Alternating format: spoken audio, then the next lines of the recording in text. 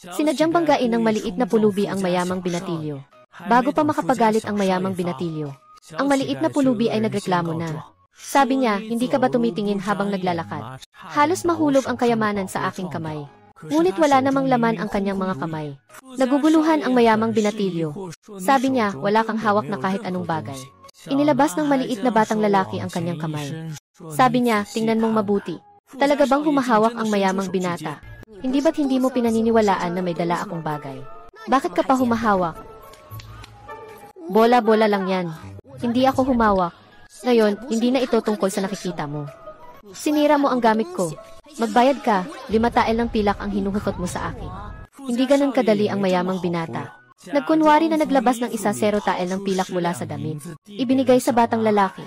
Biglang umakyat ang batang lalaki sa kawayan. Sabi niya, matagal na siyang naglalakbay sa mundo. Ikaw ang unang tao na nagbayad sa akin. Kaya gusto kitang gawing kuya. Pagkatapos, nagpasalamat siya sa mayamang binata. Tulad mo lang ang matapang at matuwid. Isang gwapong gentleman na puno ng tapang. Dapat kang maging kuya ko. Sa totoo lang, hindi rin naman ako kasing galing ng sinasabi mo. Hindi lang ikaw ang hindi nakakaintindi, ako ay nakakaintindi. At ang batang lalaki ay ganito ang ginagawa. Talagang may espesyal siyang layunin. Nalaman ko, ang batang lalaki ay isang doktor sa panitikan ng makabagong panahon, na naglakbay sa panahon, at noong sinaunang panahon. Ang paraan para baguhin ang kapalaran ay ang pagsusulit sa serbisyo sibil. Kaya, gusto niyang samantalahin ito para maging tagapagbasa at kasama sa pag-aaral sa isang mayamang pamilya. Tulad ng inaasahan, kinabukasan, ang maliit na batang lalaki ay dinala sa isang mansyon ng kasambahay upang maging kasama niya. Kapag dumadaan sa isang koridor upang matugunan ang may bahay ng bahay. Hiniram ng maliit na batang lalaki ang basahan ng alipin upang linisin ang mga talampakan ng kanyang sapatos. At ang eksenang ito, nangyari itong makita ng may bahay na hindi kalayuan. Masayang umiti ang may bahay nang makita niya ito. Madam, ang binata na ito ay isang halik lamang ng puti. Paano ito magiging kasing ganda ng sinabi mo? Ang likod ng kabataan ay kayang magdala ng libu-libong kilo. Siya ay nasa edad ng pagkakaroon ng mababang pagtingin sa sarili. Ngunit kayang harapin ang kanyang mga kahinaan.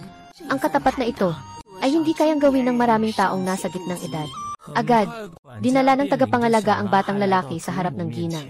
Pinuri siya ng ginang na napakamaunawain. Hindi tulad ng aming maliit na tirano na labis na masama. Sino ang mag-aakalang sinabi ng batang lalaki na ang binata ay puno ng mga kabutihan? Hindi siya masamang bata. Ngunit nagalit ang may bahay nang marinig iyon. Akala niya ang batang lalaki ay isang taong mapagsamantalang pumupuri lang. Ngunit ang batang lalaki ay hindi nagmadali. Dahan-dahan niyang binilang ang mga kagandahan ng binata. Sabi mo, malakas ba ang kakayahan ng batang Ginoo sa paggawa ng kamay? Noong nakaraang taon, nasira ang lalagyan ng panulat sa silid-aklatan ng kanyang ama. Alam ko si kapatid Jayan ang nag-ayos noon, di ba?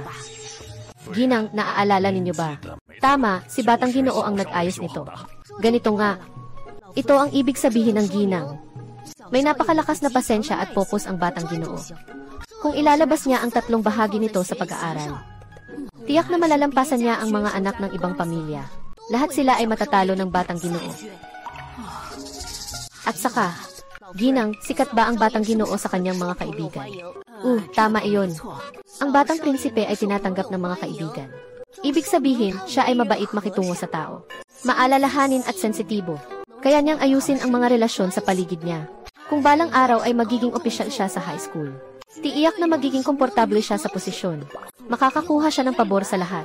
Nang marinig ito ng pangunahing ina, natuwa siya. Agad niyang inutusan ang batang lalaki. Siguraduhin niyang mapapangalagaan ang kanyang sariling anak na lalaki at mapapabuti ang kanyang landas. Ang batang lalaki ay nangakong ako ang bahala sa lahat. Lubos ang kasiyahan ng may bahay. Agad niyang iniutos sa tagapamahala na palitan ng bagong damit ang batang lalaki. At bigyan siya ng 0 taels na pilak bilang bayad sa pag-aaral. Hindi nagtagal, dinala ang batang lalaki sa tabi ng batang Ginoo. Agad siyang pinuri ng sobra. Direktang pinasaya ang puso ng batang Ginoo. Ngunit nang sila ay papunta na sa paaralan, bigla silang pinagtawanan ng ibang mga kaklase. Hindi ba siya ang dakilang estudyanteng si Pei na hindi marunong magbasa ng ilang mga salita? Uy, ang talino mo naman, paano ka nakapunta sa eskwela? Hindi ka na magpapanggap na may sakit. Grabe, ang bata-bata mo pa, pinasok ka na ng kababalaghan. Kaya siguro ayaw mong pumasok sa paaralan.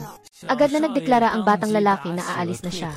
Sabi niya, masakit ang tiyan niya ngayon. Hindi na siya papasok. Pero niyayakap siya ng batang lalaki. Pasensya na, kuya. Galing ako sa probinsya. Palaaway ka naman magsalita. Pinagtawanan ka nila. Hindi, ito lang ang paraan nila ng pagtanggap sa akin. Kaya mo pa rin itong ayusin. Pupunta na ako sa klase.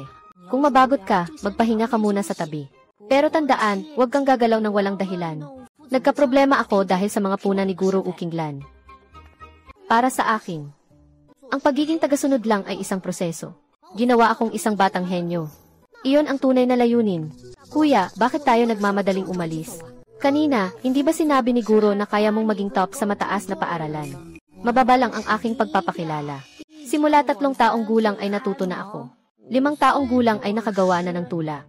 6 na taong gulang ay nabasa na ang 4 na aklat at 5 klasikong teksto. Sikat ako bilang isang batang henyo sa buong lalawigan ng Nanyang. Hindi ito unang beses na pinupuri ako ni Guro. Kailangan kong isaalang-alang ang nararamdaman ng ibang kaklase. 3 taong gulang, nag-aral. 5 taong gulang, gumawa ng tula. Pijian, paano mo nasabi ang ganyang bagay? Pijian, kung ikaw ay may kakayahang maging top student, dapat ako ay maging pangalawang pwesto, di ba? At ako. Ayos na sa akin ang maging pangatlong pwesto. Hahaha, paano nandito ang 3 taong ito? Hindi, wag magpanik. Kailangan kong manatiling matatag. Ang dignidad ng aking nakatatandang kapatid ay hindi dapat mahulog sa lupa. Kailangan kong ipabalik siksway.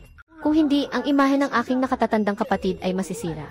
Nakakita ako ng ilang kaklase. Naghahanda akong makipagpalitan ng kaalaman sa kanila. Sige, umuwi ka na sa bahay ni Pei. Naiintindihan, kuya. Ganito ang sitwasyon. Ang ibig mong sabihin ay humahanga sa iyo siksway. Kailangan gawing alipin mo ako. Hindi lang iyon. Nararamdaman ko na may tunay siyang paghanga sa akin. Iniisip ko na ako ay isang henyo.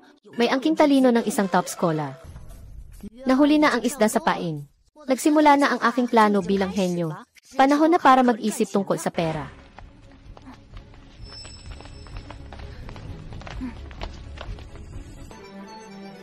Kuya, huwag ka munang sumigaw. Kuya, tingnan mo muna ako. Tingnan mo ang aking anyong matalino at mabilis kumilos. Gusto mo ba? Akong kilalanin bilang kuya mo. Quixian, huwag mong pansinin ang matabang ito. Tingnan mo ang aking mga kalamnan sa dibdib. Kumusta ang aking mga braso? Hindi ba ako matipuno? Gusto mo ba akong kilalanin bilang kuya dahil sa ganito ako? Hoy, tingnan mo muna ako. Unang tingnan mo si Kuya Quixian. Magaling din ako. Talagang bagay akong maging big brother sa iba. Kayong 3, mga walang hiya. Nangahas kayong agawin ang younger brother ko. Ganito na ba ako kasikat ngayon? Pero sa tingin ko, kailangan ko munang pakalmahin ang batang ito. Pasensya na. Ako si Quixian, isang buhay, tanging si Pijian lang ang tatanggapin kong maging big brother. Napakabait sa akin ng kuya. Siya ang pinakamagaling na kuya sa buong mundo. Hahaha, hindi nakakagulat na siya ang aking nakababatang kapatid. Ngayon, nakita niyo na. Ang aking nakababatang kapatid ay tapat na tapat sa akin. Sa pagkakataong ito, akala ko'y naglalaro kayo. Walang sinuman ang pwedeng manghimasok sa aking nakababatang kapatid. Halika, ipakikilala ko sa inyo. Ito ay si Zhang Jin. 10 taong gulang siya. Anak ng pinakamayamang tao sa Nanyang. Maraming negosyo ang pamilya. May mga kalye na umaabot ng 12 ng bilang. Ito si Gao Qi. 11 taong gulang, anak ng tagapangalaga ng Nanyang. Maraming tao sa kanilang pamilya. Ito si Li Helv. 0 taong gulang, ang tatay niya ay isang manggagawa sa konstruksyon. Isang kilalang manggagawa si Li. Sa buong Nanyang, kilala siya sa larangan ng konstruksyon. Sila ang nagpatayo nito. Ito na ba ang circle of friends ng kapatid na mayaman? Talagang kahanga-hanga. Kung pera ang kailangan, may pera. Kung talento ang kailangan, may talento. Kung seguridad ang kailangan, may seguridad. At may mga kasama pang tagapagbantay. Lalo na't may prestihiyo at koneksyon. Mukhang dati silang nagwawala. Karamihan ay mula sa payo ng mga nakatatanda sa pamilya. Pero simula ngayon, lahat sila ay mga kakilala ko na. Sila pa ang lumalapit para akitin ako. Paano pwedeng palampasin ang Ginoo? Iniisip ko nga kung paano magsimulang kumita. Kung mapasama ko lang ang mga ito, madali na lang ang lahat. Wow, ang galing ng mga kaibigan ng kuya. Gwapo, matuwid, matalino at may dangal ng isang tunay na Ginoo. Pakiramdam ko kapag kayo 4 ay magkakasama. Sila ang pinakakilalang 4 na talino sa Nanyang. Quixian, talagang iniisip mo na kaming 4 ang mga talino. Kuya, hindi naman ganun sa puso ko. Siyempre naman. Kapatid, para kang tunay kong kaibigan. Ang mga tao ay mangmang. Tanging ikaw lang ang nakakaintindi sa akin. Matalino, tunay kang may paningin. Itinatanggap ko ang iyong pagkakaibigan. Di ba't naging totoo na? Naisip ko, parang sa bahay nila, tulad din sa pamilya ni Pei. Nangangarap silang mag-aral ng mabuti. Ang gagawin ko lang ay mag-isip ng paraan para mahumaling sila sa pag-aaral. Sa susunod, sobrang dali na nilang kumita ng pera. Ang saya naman yan. May isang bagay lang akong gustong itanong sa apat na mahuhusay na tao. Blackline, anong nangyari sa'yo? Sabihin mo lang, tiyak na tutulungan ka ni Kuya. Sasabihin ko sa'yo. May nakikialam ba sa'yo? Pupunta ako sa templo ng Qianhu at magpapahayag. Magpapatawag ng higit sa 10 malalakas na lalaki para hanapin ang hustisya para sa'yo. Magpakatino ka muna. Ang sama ng ugali mo. Paano ka karapat-dapat sa pangalan namin na 4 na dakilang talento? Kaibigan kong matalino. Sabihin mo sa akin kung may problema ka. Walang bagay na hindi masosolusyonan ng pera. Sapat na ba ang 50 liang? Kung may kailangan ka, sabihin mo lang. Kahit na ito ay tungkol sa pagtatayo ng bahay o paggawa ng mga kasangkapan at alahas. Basta't may kinalaman sa pagkain, damit, tirahan at transportasyon. Maaari kong ayusin iyon para sa iyo. Tama ang sinasabi ng nakatatandang kapatid. Kung may kailangan, totoo talaga iyon. Ang mga binatang ito ay hindi nagbibiro. Ngunit sinabi ko na, huwag niyo akong pagtawanan. Sige, sabihin mo lang. Ako ay may naisip na isang kwento. At nais kong humingi ng payo mula sa 4 na henyo. Ngayon, ikaw, emperador, sabihin mo. Gusto mong magsulat ng kwento. Baka naman masyado akong simpleng nag-iisip. Ay, hindi ko ibig sabihin ito. Hindi ito ang ibig kong sabihin. Tumahimik ka na. Tara, pumunta tayo sa aking silid. Sige, dahan-dahan mong sabihin. Kagagaling lang natin ngayon. Ang 4 na magagaling na tao ay tutulungan ka namin magbigay ng opinyon. Walang ibang tao dito sa Qixian. Sige, sabihin mo lang. Huwag kang matakot na baka mali ang sabihin mo. Nandito kami, ang 4 na magagaling na tao. Tiyak na matutulungan ka namin. Alahanan. Ang kwento ko ay tungkol sa isang taong may matapang na puso at tapat na damdamin. Ang kwento ng pakikipaglaban sa dilim. Pinamagatang malinis na hangin at bato ng mahika. Alahanan. Ipagpatuloy mo lang. Sinasabi na sa mundong ito ay may isang kamangha-manghang paaralan na tinatawag na mahikang paaralan. Ngunit isang araw, nawala ang paaralang ito sa mundo. Dahil may isang malaking masamang espiritu na nagnanais na agawin ang bato ng mahika at sakupin ang mundo. Sige lang, sabihin mo pa. Nakaantabay ako, kuya. Mukhang okay naman. Natalo ang malaking demonyo ng isang mag-asawang nagtatago at nag-aara ng dao. Binigo nila ang plano niya. Naipalayas nila ang malaking demonyo, pero nagbuwis din sila ng kanilang buhay. At pagkatapos, hindi pa rin ba nagsasawa ang demonyo? Patay na ang mag-asawang dao na ito. Sino pa ang makakapigil sa kanya? Ang gusto ko lang ay ang reaksyon ninyo. 5 anyos na bata palaging nangangarap maging bayani. Kuya, hindi ba pangit ang itsura ko? Sobrang bobo ko.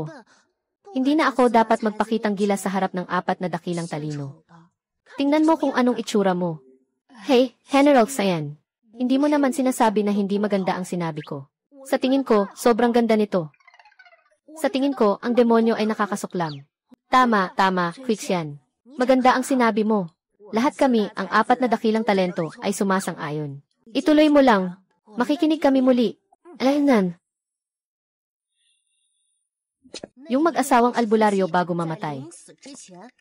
Ipinagkatiwala ang kanilang anak na si King Feng sa bahay ng kanilang nakatatandang kapatid. Sinasabing sobrang higpit ng pamilyang ito kay King Feng. Pambato o panlalait. Hanggang sa edad na 13, dumating ang isang albularyo at dinala siya sa isang paaralan ng mahika. Sa huli, nagtagumpay si Xing Feng na sirain ang plano ng demonyo at nabigo ang kanyang balak na sakupin ang mundo ng tao.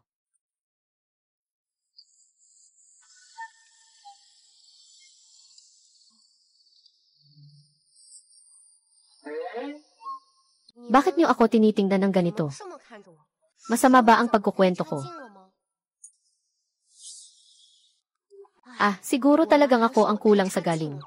Pasensya na po, kuya. Hindi naman po ako kawawa, hindi talaga kawawa. Sino mang magsabi niyan? Ang batang hamak na ito. Papalupitin ko ang mukha niya. Magaling. Sino mang magsabi niyan? Hindi ako magaling, tatawagin ko ang ilang dekadang malalakas na lalaki. Tingnan natin kung masisira o hindi. Talaga bang maganda pakinggan? Tunay na tunay. Na makuha ang pagkilala ng 4 na dakilang manunulat. Siyempre, ayos na iyon. Ngunit nakakalungkot. Nakakalungkot ano? Nakakalungkot na hindi pa ako nakakapagsimula. Sumusunod lang ako sa ama at tiyuhin ko sa pagkilala ng ilang mga salita. Tungkol naman sa pagsusulat, wala pa akong kakayahan. Munting kapatid, sinasabi mong hindi ka pa nakakapagsimula. Alainan. Talagang hindi ka nagkamali sa aking nakababatang kapatid. Hindi pa nakakaalam. Pero nakapag-isip na ng napakagandang kwento. Huwag kang ganyan, kuya. Kahit ang guro ay pumuri sa iyo na may potensyal na maging top student. Ikaw ang ikatlong henyo ng Nanyang. Ikaw talaga ang kahanga-hanga. At kayong tatlo ay kasing galing ng aking kuya. Talagang kahanga-hanga ang 4 na henyo ng Nanyang. Kung ikukumpara sa inyo, ako ay talagang walang halaga. Hahaha kaya. Nais kong humingi ng tulong sa 4 na henyo. Nasama-samang isulat ang kwento ng malinis na hangin at ang bato ng mahika. Ano, gusto mo kaming tulungan sa paggawa ng libro? Talaga bang handa kang ilagay ang aming pangalan sa librong ito? Sabi ng kalbo. Except, Ngunit ito ay talagang iyong sariling ideya. Pwede bang pumirma tayo sa pangalan natin? Kahit na ang librong ito ay ideya ko mag-isa, kuya. Hindi ako marunong magsulat. Kailangan lang namin ang iyong 4 na magagaling na talino para maisulat ng makulay ang King Feng at ang Magic Stone. Kaya. Paano mapapalathala ang aklat na ito? Nakasalalay ito sa inyo 4. Anak, magpahinga ka muna. Pag-usapan pa natin ito ng mas maigi. Paano kung bigyan kita ng sagot? Alainan, kapatid, matutulog na ako.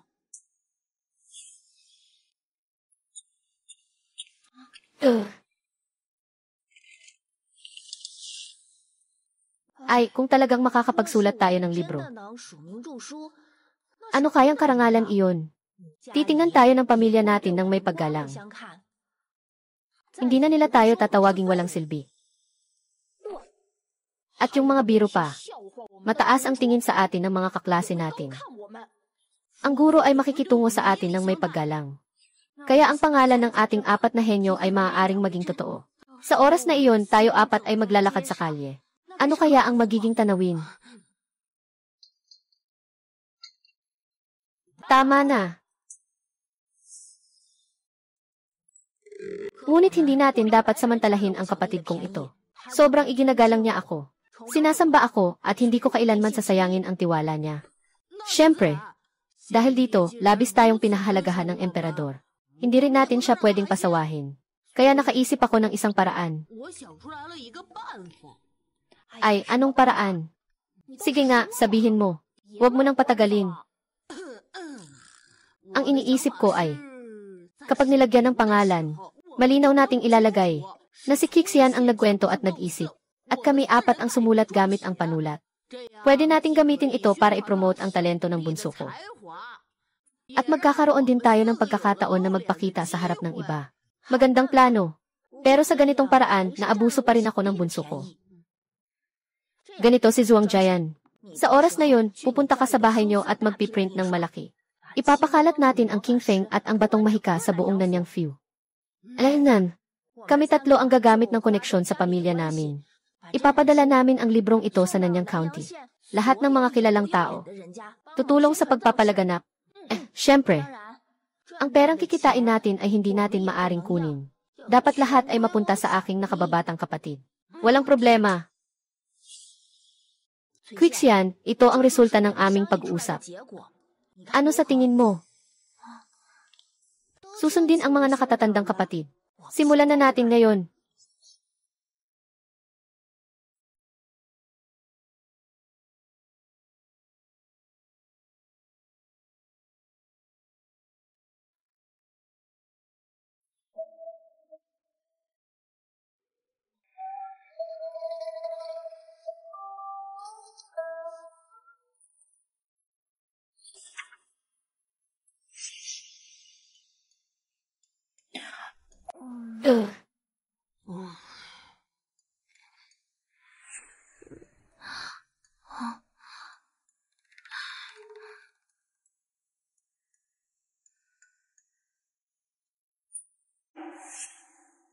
Mukhang ayos na.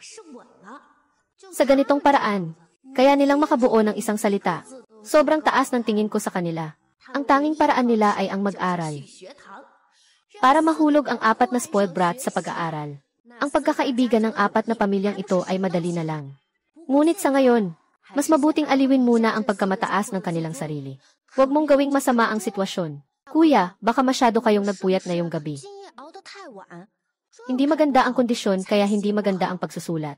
Talagang mabait ang batang ito. Nais ko pa sanang maghanap ng dahilan para tumanggi. Tama ang sinabi mo. Totoo, hindi maganda ang kondisyon ko ngayon. At bukas pa ay pupunta ako sa paaralan. Sa palagay ko, mas mabuting gawin na lang natin ito ngayon. Pagkatapos ng klase bukas, saka na lang tayo maglikha. Ay, listen. Alainan.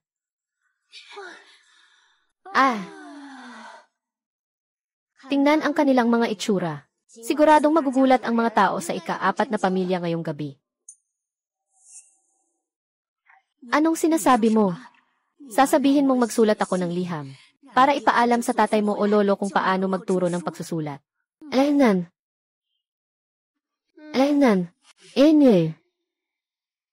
Alainan.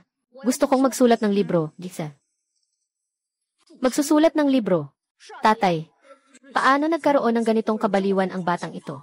Kailangan kong maintindihan.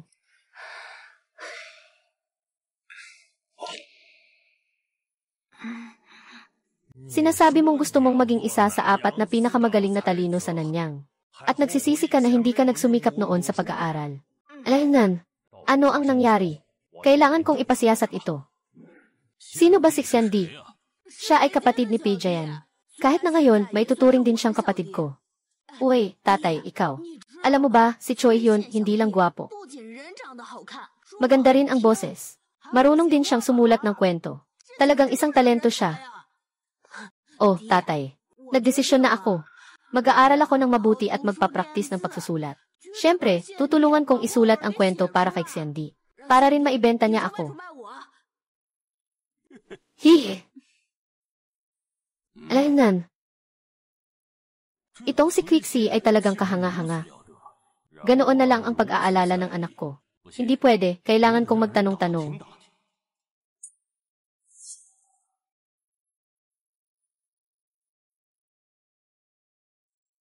Handa na ba kayo, mga kapatid?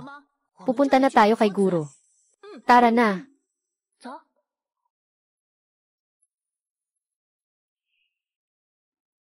Maganda, lahat ay umuusad ng maayos. Ngayon, dapat ko nang tingnan kung may puna na siguro para sa akin.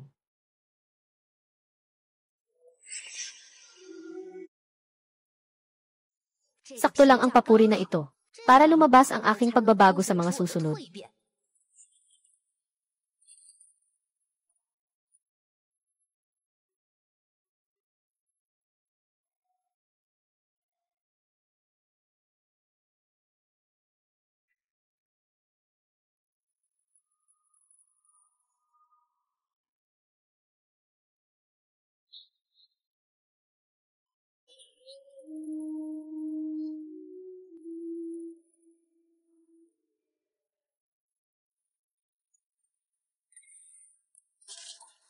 Alainan.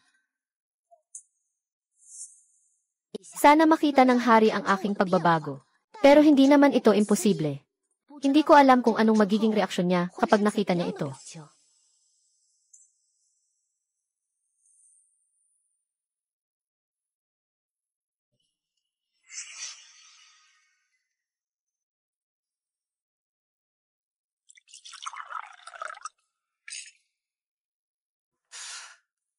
Ay, talaga namang hindi ko inaasahan. Sa wakas, nagkaroon din ng araw na nagsikap ang 4 na batang pasaway na ito.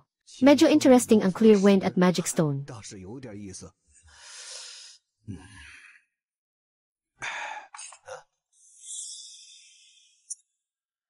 Naman, yung inutil na ito, nananadyang sayangin ang oras ko. Ito, yung inutil na naman, nananadyang sayangin ang oras ko. Tunay ngang inutil siya, kahit gaano pa siya karami magsulat. Hindi tama, hindi tama. Inilalarawan niya ang aking panulat, at may bahagyang kariktan pa. Ito.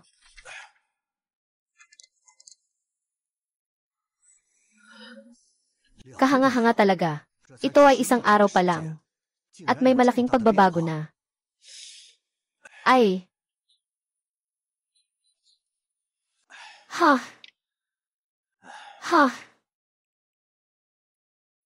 Ay naku, anong nangyayari ngayon? Nagsisimula ng tumubo ang mga patay na kahoy. Mas nakababahala pa nga ito. Parang may talento talaga. Sige na, halika na. Ah, napansin mo ba? Sino ba ang nagsusulat dito sa silid na ito kanina? Hindi ko alam. Ay, mukhang wala ng pagkakataon na magkikita tayo ngayon. Yes, by the way, mag-ingat ka pa sa hinaharap. Tingnan mo kung kaninong alalay sa bahay ang nagsusulat dito. Ay, sige. Mukhang napansin na ni Gula Oshi. Ngayon, hayaan na nating umusbong ang panahon.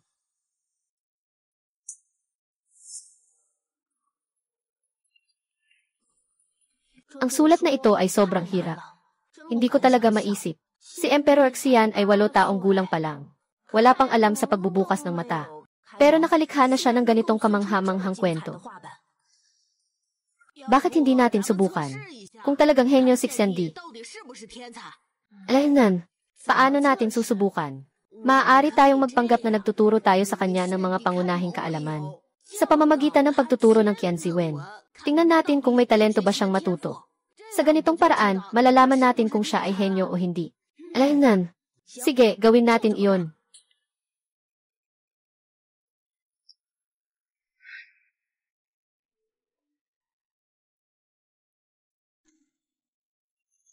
Emperador Xian. Tara, Emperador Xian. Uwi na tayo. May mahalagang gagawin. Hindi tama, sila ay palihim. Hindi ba nila iniisip ang masama tungkol sa akin? Kuya, ano ang gagawin ninyo? Huwag kang matakot, Xian Di. Pinag-isipan namin at sa tingin namin ay hindi tama ang ginagawa mo. 8 ka na taon. Paano ka mag-aaral kung hindi marunong magbasa? Kuya, hindi mo ba ako tinataboy? Hindi. Paano ka naman tataboy, kuya? Ang sa akin lang, bilang iyong nakababatang kapatid. Hindi ka pwedeng magkulang ng sobra. Tingnan mo, may potensyal ako na makapasa sa pagsusulit. Sila rin ay mga kilalang talino. Sa susunod na magsusulat sila ng libro, isusulat din ang pangalan mo. Paano ka naman hindi marunong magbasa? Nga, kaya't nag-usap kaming 4. At nagpasya kaming turuan ka. Sa ganitong paraan, magiging kasing galing mo kami. Akala ko ba sinusubukan mo ako? Tamang-tama, gamit ang iyong bibig ay makakamit ko ang aking pangalan bilang henyo. Kung sakaling, makagawa ka ng hindi ka panipaniwala, maari mo rin silang sisihin. Sige, huwag mag-alala, mga dakilang talento. Tiyak na magsisikap akong mag-aral.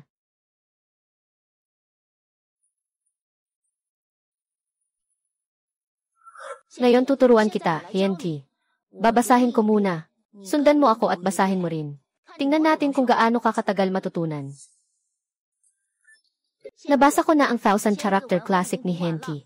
Magpahinga ka muna at magmuni-muni. Pagkatapos, ipapabasa ko ulit sa iyo kay Suangjing. Langit at lupa, madilim at maliwanag.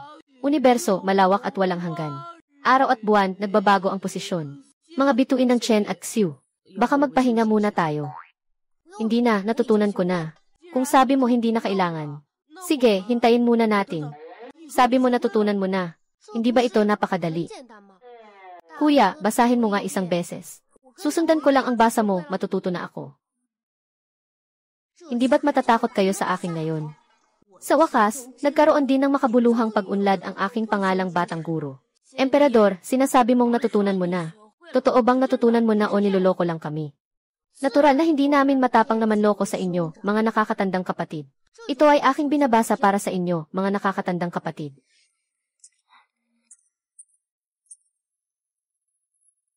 Langit at lupa, itim at dilaw. Universo, malawak at walang hanggan. Araw at buwan, nagbubukas at nagsasara.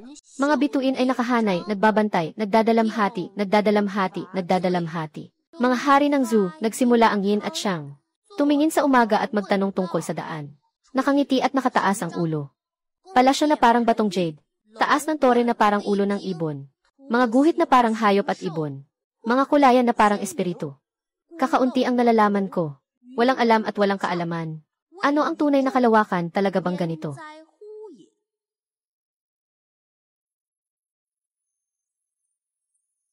Halos matapos ng basahin ng ilang mga kapatid.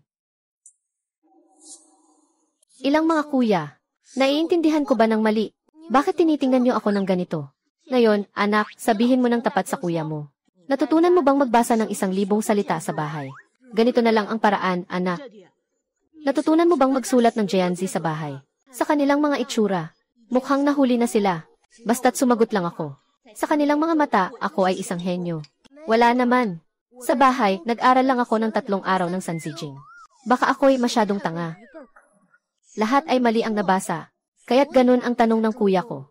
Sobrang naiinggit ako sa kuya at sa 3 henyo. Mula pagkabata, matalino na sila. Punong-puno ng talento. Nahiya ako sa kuya ko. Hindi. Talaga bang ganito ako kagaling? Kuya, wag mo naman akong binibiro. Talaga bang ganito ako kahusay? Bakit ka magpapanggap na hindi? Sige, umuwi ka na muna. Nakapasa ka na sa aming pagsusulit. Maaasahan na namin ang 4 sa pagsusulat.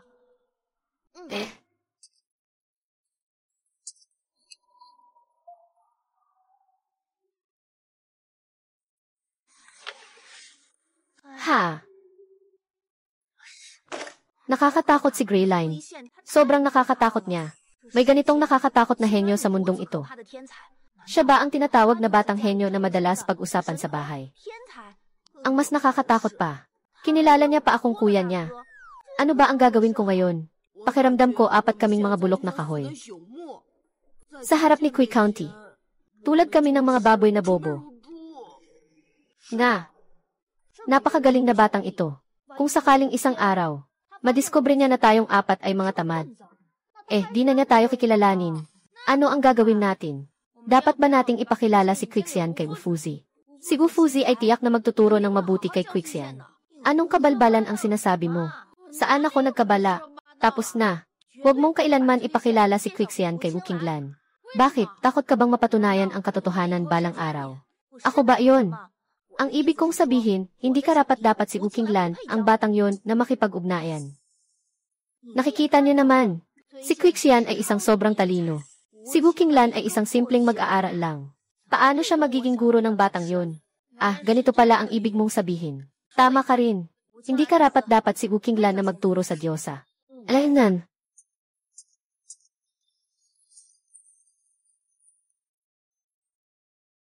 Isusulat ko na ang liham at ipapadala sa Kaifeng. Hayaan mong ang tatay ko o ang lolo ko ang magturo kay Xiandi. Sila ay mga juren pagkatapos ng lahat. Sapat na iyon para ituro kay Quixian. Siya ang tunay na henyo. Kapatid, mag-isip ka ng mas positibo. Kahit na si Xiandi ay isang henyo, ikaw rin ang nakatatandang kapatid niya. Kung ganon, kami rin ay mga kahanga-hangang tao. Bilang nakatatandang kapatid ng Xiandi, ito ay isang karangalan para sa akin. Kahit na hindi kami mga henyo, pero ang aming nakababatang kapatid ay hindi nakapagtataka na sinasabi ng iba na kayo ang aking mga kaibigan. Talagang walang kapantay ang daan ng espada. Halika, tulungan mo akong gilingin.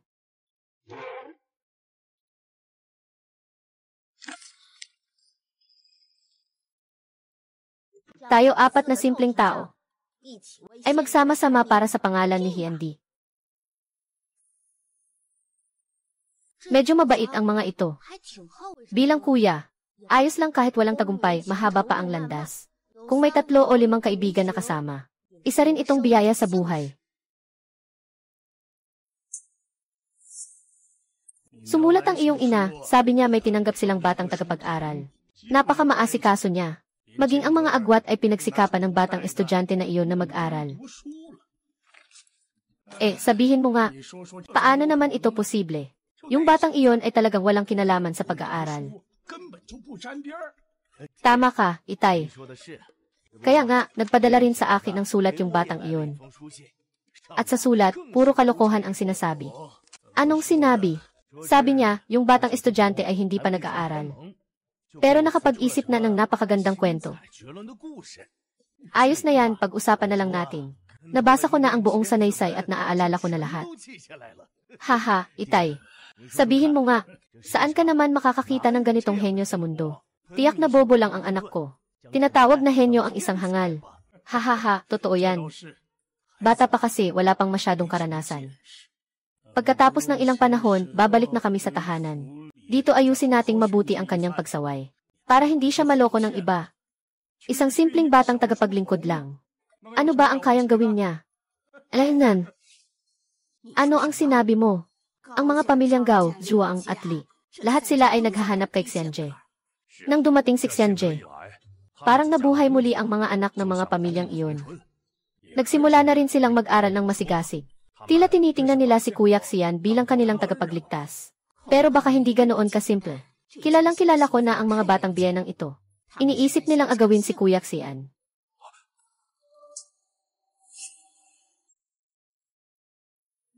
Inay, Jitsen, tama ba ang ginagawa natin? Ay, ang gago mong anak. Ano ba ang masama doon? Hindi naman natin pinipilit si Kuya Xian. Baka gusto ni Kuya Xian na umuwi kasama natin. Hindi rin madaling sabihin pag uwi. Eh, tingnan mo dyan.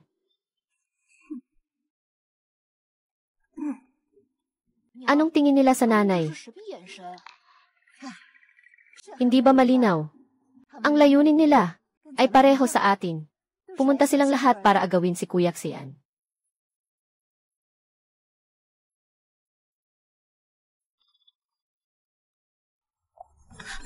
Dumating dito ang mga ginang na magkakasama. Bakit ka nandito? Xianje. Tama nga ang sinabi ng matandang babae. Ang batang ito ay hindi basta-basta. Noong una pa lang, nakita ko nang may kakaiba siya. Hindi ko akalain na sa loob lang ng ilang araw ay mapapansin na siya ng mga tao mula sa 4 na pangunahing pamilya sa Timog Silangang Asya. Hindi pwede, kailangan kong agad ipaalam ito sa aking misis. Mga ginang, sandali lang, pupunta lang ako. Ay.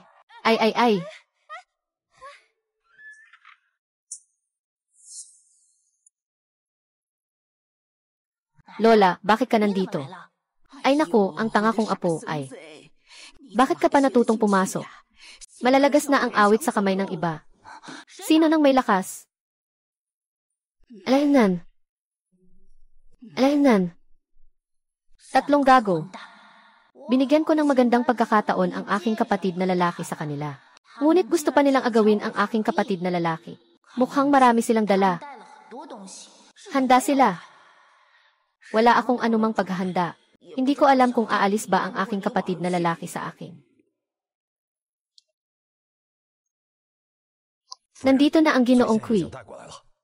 Haha, mabuti. Hahaha.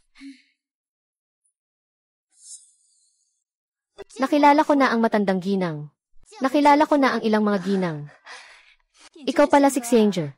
Talagang napakaastig mo. Ako ang ina ni Gaoki. Maaari mo akong tawaging Tita Gao. Si Gaoki ay talagang masipag sa pag-aaral ngayon. Bigla na lang siyang nahulog sa pag-aaral. Ito ay dahil sa iyong kontribusyon. Dumating ang tita ngayon. Talagang nagpunta ako dito para magpasalamat sa iyo. Sobra naman ang sinabi ni Tia Gao. Ito ay dahil sa sariling pagsisikap ni Ginoong Gao. Siya ang nagsikap.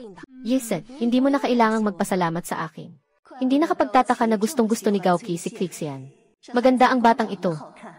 At maganda rin ang kanyang pananalita. Hindi kailangan kong makuha siya sa bahay. Hindi mo dapat sabihin ang ganitong bagay, Xianger. Kahit ano pa man, ang regalo na dala ni Tia sa'yo ngayon, dapat mo talaga itong tanggapin. Esan.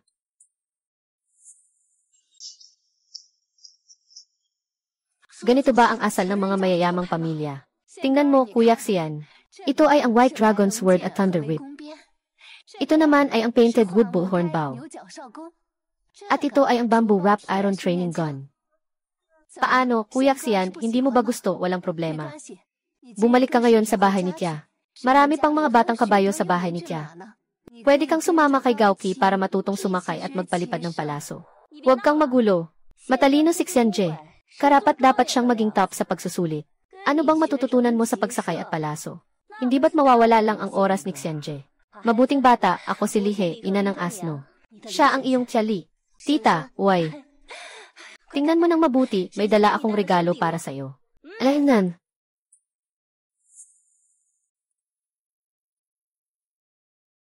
Ito ay isang insenso na may ukit na luntian na brick. Ito ay isang kahoy na istruktura na panulat na may sanga. Ito ay isang luban ruler. Ito ay isang ceramic na panulat na may tile na disenyo. Ito ay isang banig na gawa sa kahoy na may butas na disenyo. Tingnan mo kung magugustuhan mo. Maraming salamat sa iyong pagmamahal, tita. Ngunit masyado itong mahal. Ay, hindi ito mahal. Hindi mahal, alam mo. Si Hidi, ang kanyang ama ay isang panday. Marami sa mga bagay na ito sa bahay ng Lee. Sumama ka sa akin pabalik. Pumili ka mula sa mga bagay sa bahay. Bata, huwag kang basta-basta pumayag ah. Ako ang ina ni Zhuang Jin. Tingnan mo kung anong magagandang bagay ang dinala sa iyo ni Tia Zhuang. Ito ay isang pulang lacquer na may gintong dekorasyon, labi ng lotus, lumilipad na bughaw na ilaw, pangmatagalang susi. Kutsara na may ukit na sungay ng rinoceros at kuliglig na garapon. Ito ay isang jade na unan na may asul na porselana, may takip na may frame at ivory na abacus. Gusto mo ba? Gusto mo ba? Kung sasama ka sa tita sa bahay nila, maraming pang ganitong mga bagay. Napakamahal ng mga ito, tita. Ay, ang bait mong bata. Ikaw ang aming munting biyaya. Kung ikukumpara sa pag-aaral ni sister, mas maganda ang ginagawa mo. Ano ba to? Kaunting bagay lang naman to.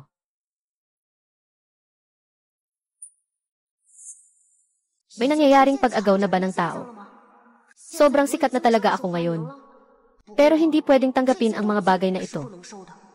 Kung hindi, magugulantang ang batang Ginoo ng Pi. Minsan, ang pagiging sikat sobra ay hindi rin maganda. Umaasa pa tayo na sila apat ang magsusulat ng libro. Sana walang gulo na mangyari. Hindi dapat pinapahirapan ang isang bata. Opo, Lola.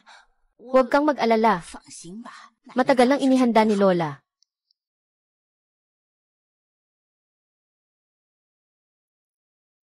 Kapag si Xianje ay mula sa mabuting puso ng mga tiyahin, tanggapin mo na ang regalong ito. Ngunit sa hinaharap, kailangan mong manatili sa bahay ni Pei. Huwag mo nang istorbohin ang tatlong tiyahin. Xianje, nitong mga araw na nandito ka, talagang gusto kita ng matanda. Hahaha. May inihanda rin ang pamilya Pei para sa iyo bilang regalo. Pumunta ka na tingnan. Katiwala. Lahat pumasok na. Dalhin ang regalo para kay matandang babae na inihanda ni Xian. Dalhin na lahat. Ito ay brush na gawa sa bamboo at rabbit hair. Ito ay malaki at magaspang na tinta. Ito ay ink stick na gawa sa pine smoke. Ah, ito ay sinadyang sinuri ni Reyen. Haha, ito ay brass na libro na wave. Ito ang kopya ng liham ni Mengtong. Ano, gusto mo ba? Napakamahalaga nito, Ginang. Ay naku, hindi naman ito masyadong mahalaga. Napakamaunawain mo, at pinasaya mo ang ilang bata sa pagbabasa. Talagang gusto ka namin. Hahaha. Tama ba? Ay nga. Sabi ng matandang babae. Tama, kami nga ang nakakita kay Xian at sobrang naintriga kami. Ang ibig sabihin ng matandang babae ay ang aming ibig sabihin. Xian, huwag ka nang mahiya. Jixet, mukhang mas magaling pa rin ang matandang babae.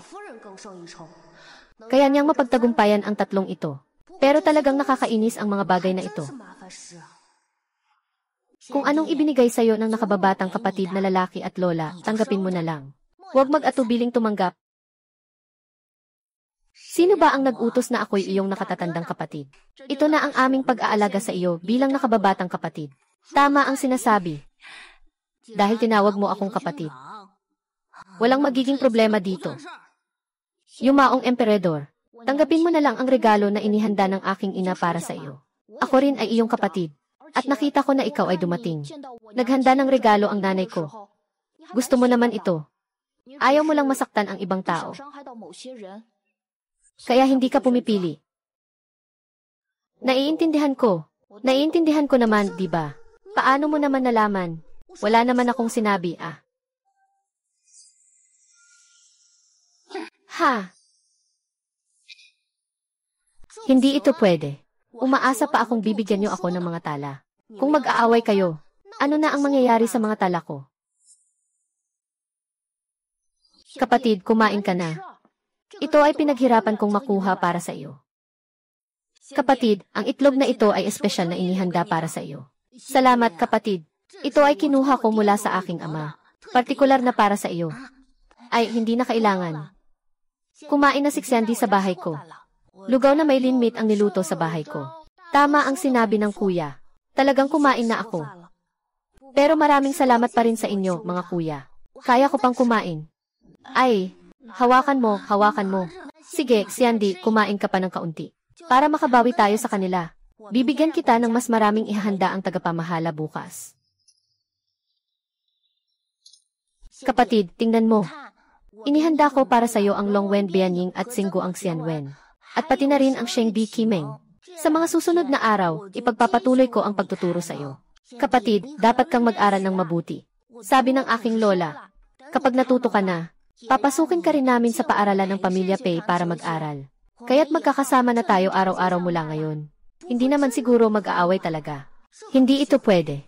Kuya, mga kapatid, kumusta na ang inyong pagsusulat? Lubos akong humahanga sa inyo, mga kapatid.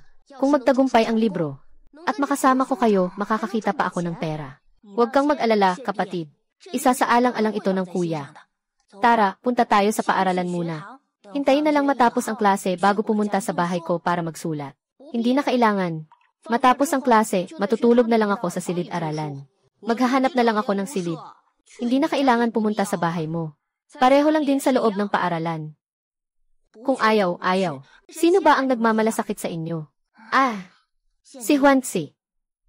Nakita mo na rin. Ang inggit ay nagbago na sa kanila. Hindi sila karapat-dapat na maging iyong nakatatandang kapatid. Tanging ako lamang ang karapat-dapat sa iyong pagkilala. Alaynan. Ay. Buti na lang may ilang tao pang hindi nagalit. Sa kahit anong paraan, masigasig pa rin sila sa pag-aalaga sa mga aklat. Dapat hindi ito magdudulot ng problema. Naku, hindi naman siguro sila nandito para magdulot ng gulo. Alam nyo ba, na tayo ay nagwawalang bahala sa pag-aaral. Si Peijian, na dati ay hindi nirerespeto ang guro, ay biglang nagbago. At nagsimulang mag-aral at magsulat. Hindi lang siya. Kasama pa si Gao Qi, Zhuang Jin at Li Hilu. 4 na tamad na nagkakatipon. Araw-araw nagrereklamo na magsulat. Hindi ba't nilalait nila ang kanilang sarili? Ang pinaka nakakatawa ay ang katulong ng guro. Parang tanga, araw-araw na ipinagmamalaki na siya ay henyo. Ipinagmamalaki ang sarili. Sila tatlo ay mga talento. Talagang nakakatawa ako. Ha ha ha ha. Itong mga salot na ito ay sumisira sa aking mga plano. Noong panahong iyon, nagkunwari akong humahanga sa kanila. Diretso kayong humarap at magmalaki. Paano pa ako makakapag-arte? Kung mabubulgar ang kasinungalingan ng mahusay na kuya, baka magalit sila at tuluyan ng sumuko. At ipagpatuloy ang pagiging mga mayayamang walang pakialam. Kung ganoon, sayang naman ang mga ginawa ko dati. Hindi, kailangan kong iligtas ang sarili ko. Ngayon, ako na lang ang maaasahan para sa mga problema. Baka hindi nila ako gusto. Kaya nila sinisiraan kayo. Sila ay naiinggit sa aming 4 na puno ng talento. Kaya nila sinisiraan ang aming reputasyon. Sinasabi niyo, tama ba? Oo. May Pejing, ang kapal ng mukha mo talaga. Sino ba ang hindi nakakaalam sa eskwelahan kung sino ka? Hindi ka ba napapagod magpanggap araw-araw? Sapat na ba ang sinasabi niyo? Tama na, ayoko na magpanggap. Bago ang General Xian, palagi kaming nanloloko sa'yo. Yung mga talento mo, yung 4 na dakilang makata, peke lang lahat. Palagi kaming tinatawanan parang mga tanga lang.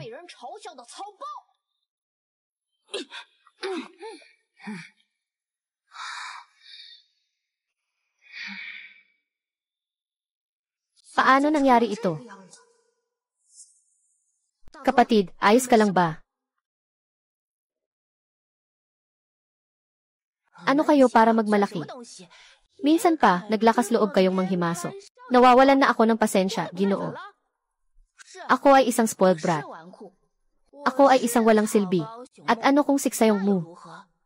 Bakit kayo nandito para makialam?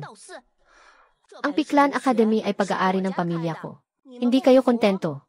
Kung ganon, umalis na kayo. Ano bang pinag-aaralan sa pamilya ko, ha? Mukhang medyo mahirap na ito. Sila ang dahilan. Wala silang kaalam-alam sa mga tao. Nag-aaral sa Pamilya Pei pero nagagalit pa sa binata ng Pamilya Pei. Wala pa silang karanasan sa hirap ng buhay. Pero mabuti na rin ito. Kailangan kong mag-isip ng paraan para buhayin ang kanilang pagkakaibigan. Lubos na nakatali sa kanila. Ay naku, ay naku. Kumusta na? Ayaw pa rin lumabas ni Kuya Jayan. Po, ginang. 3 araw na ito. Ayaw pa rin buksan ng batang Ginoo ang pinto. Hindi pa niya natatablan ang pagkain. Talagang nakakabahala. Ay naku. Bakit kaya ito nangyayari? Hindi naman ba maayos pa noong mga nakaraang araw? Si Xianje, may paraan kaya siya?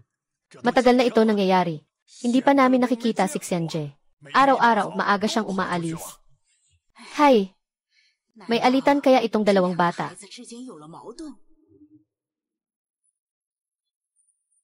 Ah! Oh! Kayo ito. Auntie, hindi rin namin alam kung ano ang nangyayari. Si Xian ang tumawag sa amin dito. Ang anak ko nitong mga nakaraang araw ay hindi makakain ng maayos. At siya lang ang tumawag ng pinto ng tawagin ni Xian. Ganon din sa amin. Maghintay kayo dito. Aalis ako para tawagan ang pinto. Sa 3 araw na ito, maraming tao ang pumunta para magpinta ng pinto. Pero si Quixian lang ang hindi dumaan. Dahil siguro hindi ako henyo kaya bigla kang nagbago ng ugali. Siguro umalis na siya, di ba? Siguro naghahanap na siya ng isang tunay na mahusay na kuya. Tara na, tara na. Walang puso talaga. Akala ko pa naman mabait ako sa kanya dati. Kung hindi ka pa rin dadalaw sa akin ngayon, hindi na kita papansinin habang buhay, Ginoo. Kuya, Yitsen.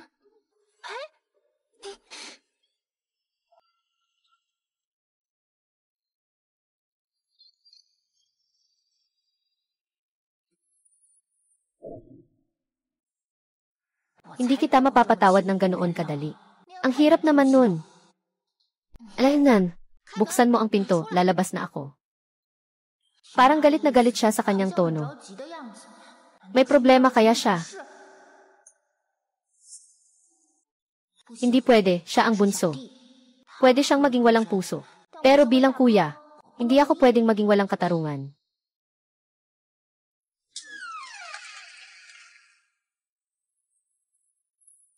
Kuya, tulungan mo akong tanggapin ito. Sa bahay ng batang ito, maraming pera. Kaya nilang mag-alala tungkol sa 3 prutas mong yan. Ano ba talaga ang bagay na iyon? Tingnan ko nga. Tingnan mo, ang mahiwagang unggoy na si Luo. Ito si King Feng. Tama, siya ang si King Feng na bida sa aming comics.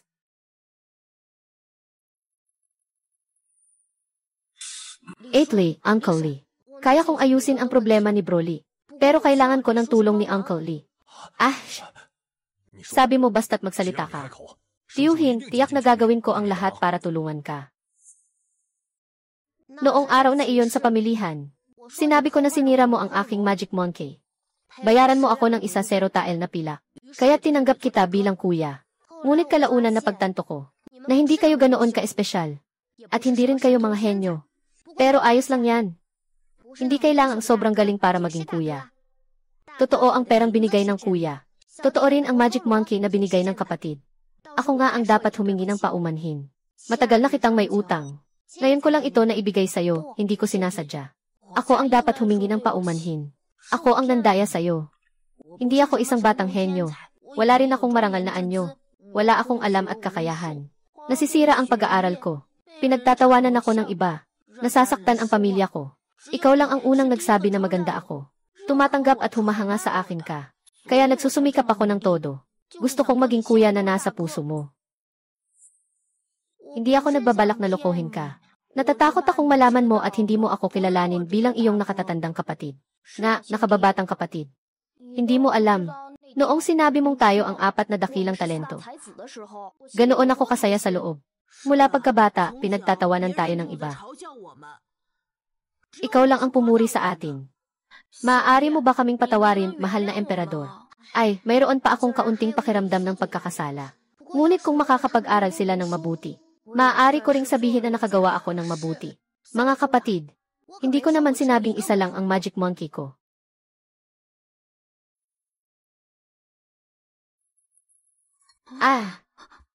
Ako. Meron din ba tayo? Siyempre, tayo ay magkaibigan. Kahit na hindi kayo gaanong kahusay. Sino bang ipinanganak na henyo? Ito ang dahilan kung bakit ko ibinigay sa inyo si King Feng Xiaoxia. Mga kapatid, ibinibigay ko sa inyo ang Demon Monkey Luo para maging katulad kayo ng batang mandirigmang King Feng.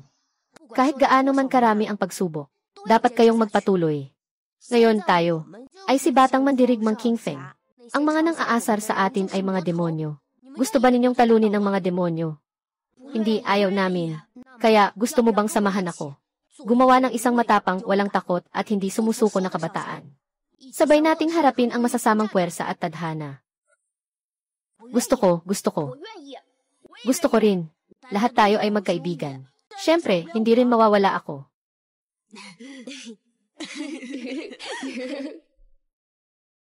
Lahat ay mabubuting bata. Si Kuya Sen pa rin. Baka nga itong mga batang ito. Talagang nahilig ka na sa pag-aaral ah.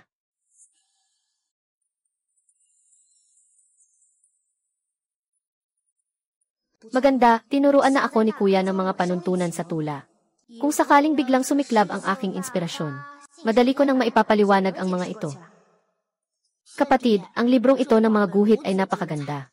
Hindi natin maipapakita ng tama ang iyong kwento. Baka maghanap ako ng isang iskolar para isulat ito para sa atin. Hindi pwede iyon. Kanina pa tayo nagkasundo na lalaban tayo ng magkasama. Ngayon ay hahanap ka ng iba para isulat ito. Paano pa natin mapapansin ang mga taong nagtatawa sa atin? Magsisilbing mata nila sa atin. Tama ka. Ang isip na nakatatandang kapatid ay hindi matatag.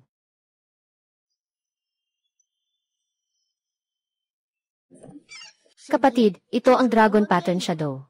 Sama-sama tayong magbasa. Pagkatapos, ipagpapatuloy ko ang pagsusulat ng kwento. Ngunit sa pagkakataong ito, kapag natutunan mo na, kailangan nating suriin ito. Gusto mo bang subukin ako? Sasamantalahin ko na ang pagkakataong ito, para ang pangalan ko bilang batang henyo, ay tuluyang maitatak sa inyong mga puso.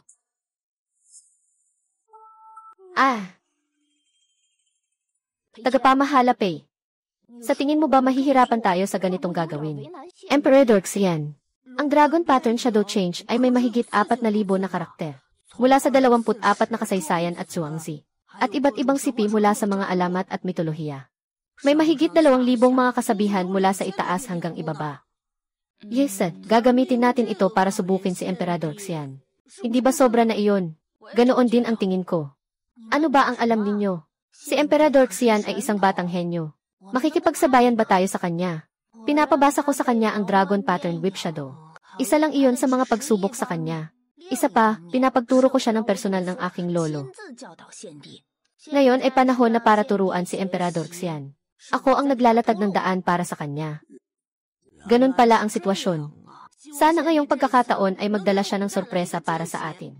Para malaman ko kung gaano kalayo ang agwat natin. Sa mga henyo. Sa tingin ko, sa talento ni Emperador Xian, hindi siya aabot ng 1 buwan para matutunan lahat ng ito. Sa tingin ko, kalahating buwan lang ang kailangan niya. Ikaw naman. Sa tingin ko, sapat na ang 0 araw. Hindi ba sinabi ni Kuya na mag-aral kang mabuti? Hindi pa naman oras ng pagkain ngayon. Bakit ka nandito? Tama, hindi pa oras ng pagkain. Pero natutunan ko na naman.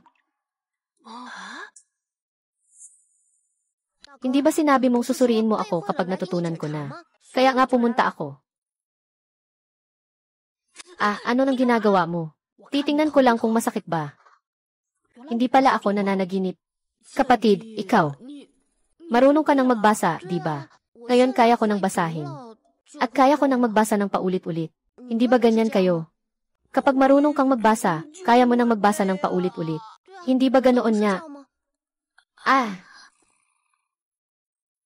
Unang 4 na salita. Moth na may pakpak. Araw ng pag-aaral. Kailangan ng kaalaman sa kasaysayan. Malakas na tawa ng mga tao. 5 mata sa gitna ng espiritu. Nakangiting may 8 kulay. Mabilis na pagdilat ng mga mata. Nagpasya na ako. Mula ngayon, mag-aaral ako sa ilalim ng ilaw sa gabi. May ganitong klaseng henyo na tulad ng naunang emperador sa mundong ito. Kung hindi ko ito nakita ng personal, hindi ako maniniwala na mayroong batang henyo sa mundong ito. Hindi siya batang henyo. Ang ibig kong sabihin, hindi sapat ang tawaging batang henyo 6 D. Siya ay parang bituin ng katalinuhan mula sa langit na bumaba sa lupa. Esan, kung mahina, kailangang mag-practice ng marami. Mga munting paka. Sa pagkakataong ito, mas magsusumikap na siguro kayo, ha? Gok-gok na mga ibong Jew. Sa pampang ng ilog.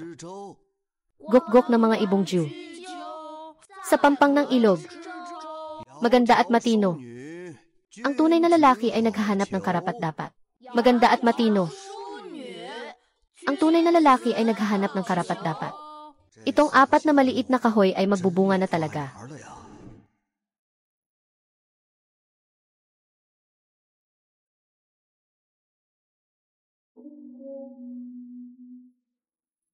Alainan. Tapos na, tuloy na, tuloy na. Mga kaibigan, yung unang bahagi ng malinis na hangin at bato ng mahika ay natapos na natin. Tapos na, finally. Sige, puntahan natin at sabihin sa Emperador Xian. Teka, sandali. Sa tingin ko, mas mabuting pumunta muna tayo kay Guru para tulungan siya sa pamumuno. Sapagkat ito ay dugo at pawis ni Emperador Xian. Ang kwentong ito ay inilarawan ng napakaganda ni Emperador Xian. Kung magkamali tayo, parang nilalabag natin si Emperador Xian. Tama si Peiqian. Ito ay bunga ng pagsisikap ng naunang emperador. Kung dahil sa atin, hindi sumikat ang librong ito. Talagang karapat-dapat tayong mamatay. Ganyan nga ang sitwasyon. At may kinalaman talaga ang sinabi na ito. Patunayan kung tayo 4 ay walang kwenta. Dapat nating seryosohin ito. Tara, ayusin muna ang mga dokumento at hanapin siguro. Hi! Ayos ito, parang isang tunay na kuya na. Kapag nag-effort kayo ng kaunti pa, ang batang henyo ko ay sisimulang magningning. Pero kung susumahin ang oras, kailangan ko na rin pumunta kay Guru isang beses. Hindi ko alam kung ano ang magiging reaksyon ni Wufuzi sa aking walang pag-iimbot na pagpapakita ngayon.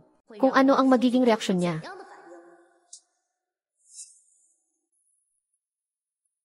Ginoo. Anong problema? Nagawa na namin ang unang kalahati ng aming kwento sa comic. Paki-verify po.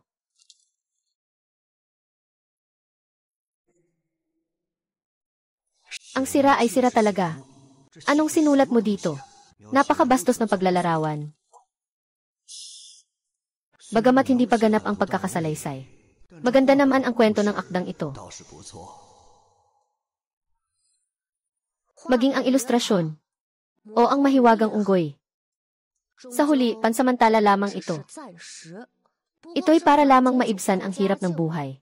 Kung nais mong baguhin ang kapalaran, kailangan ang pagsusulit.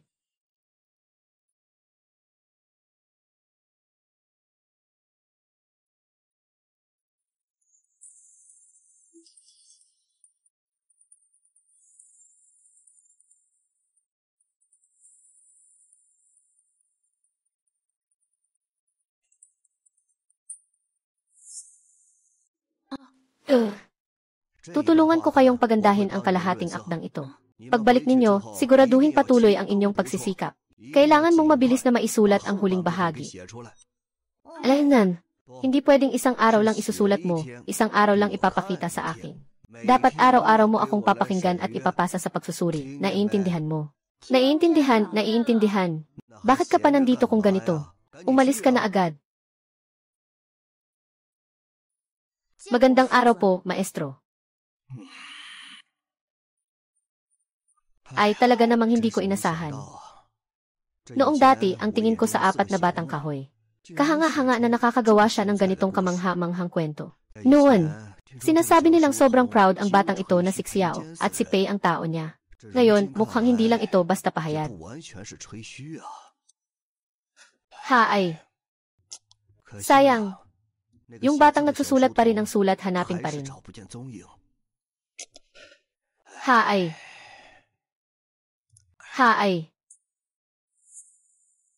Nagsusuklay sa broomstick, paakyat. Hindi ko inakala na ang mga taong ito ay makakaisip ng ganitong kakaibang ideya. Interesante.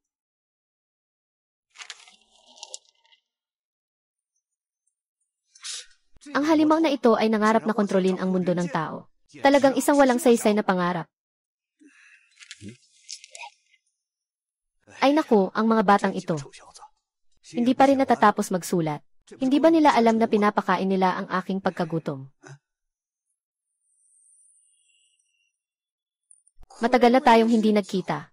Kaya hindi ko alam ang iyong kalagayan ngayon. Tanong kay Guro An. Mahigit isang buwan na ang nakalipas, nangahas ang estudyante na sumulat sa silid ng tainga.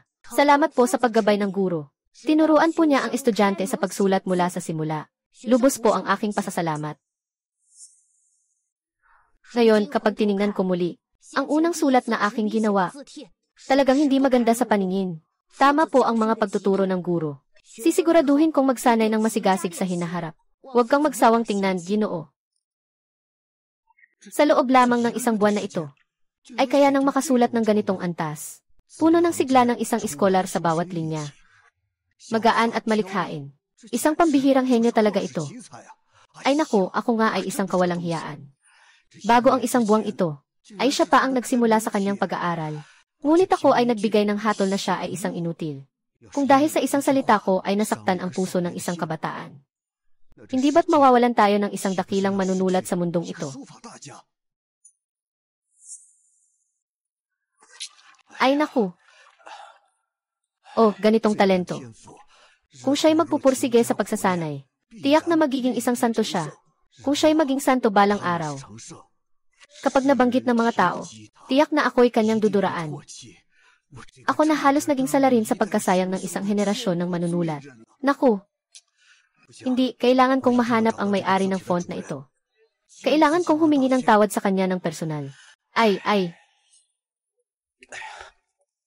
Nasaan ang tao? Nasaan?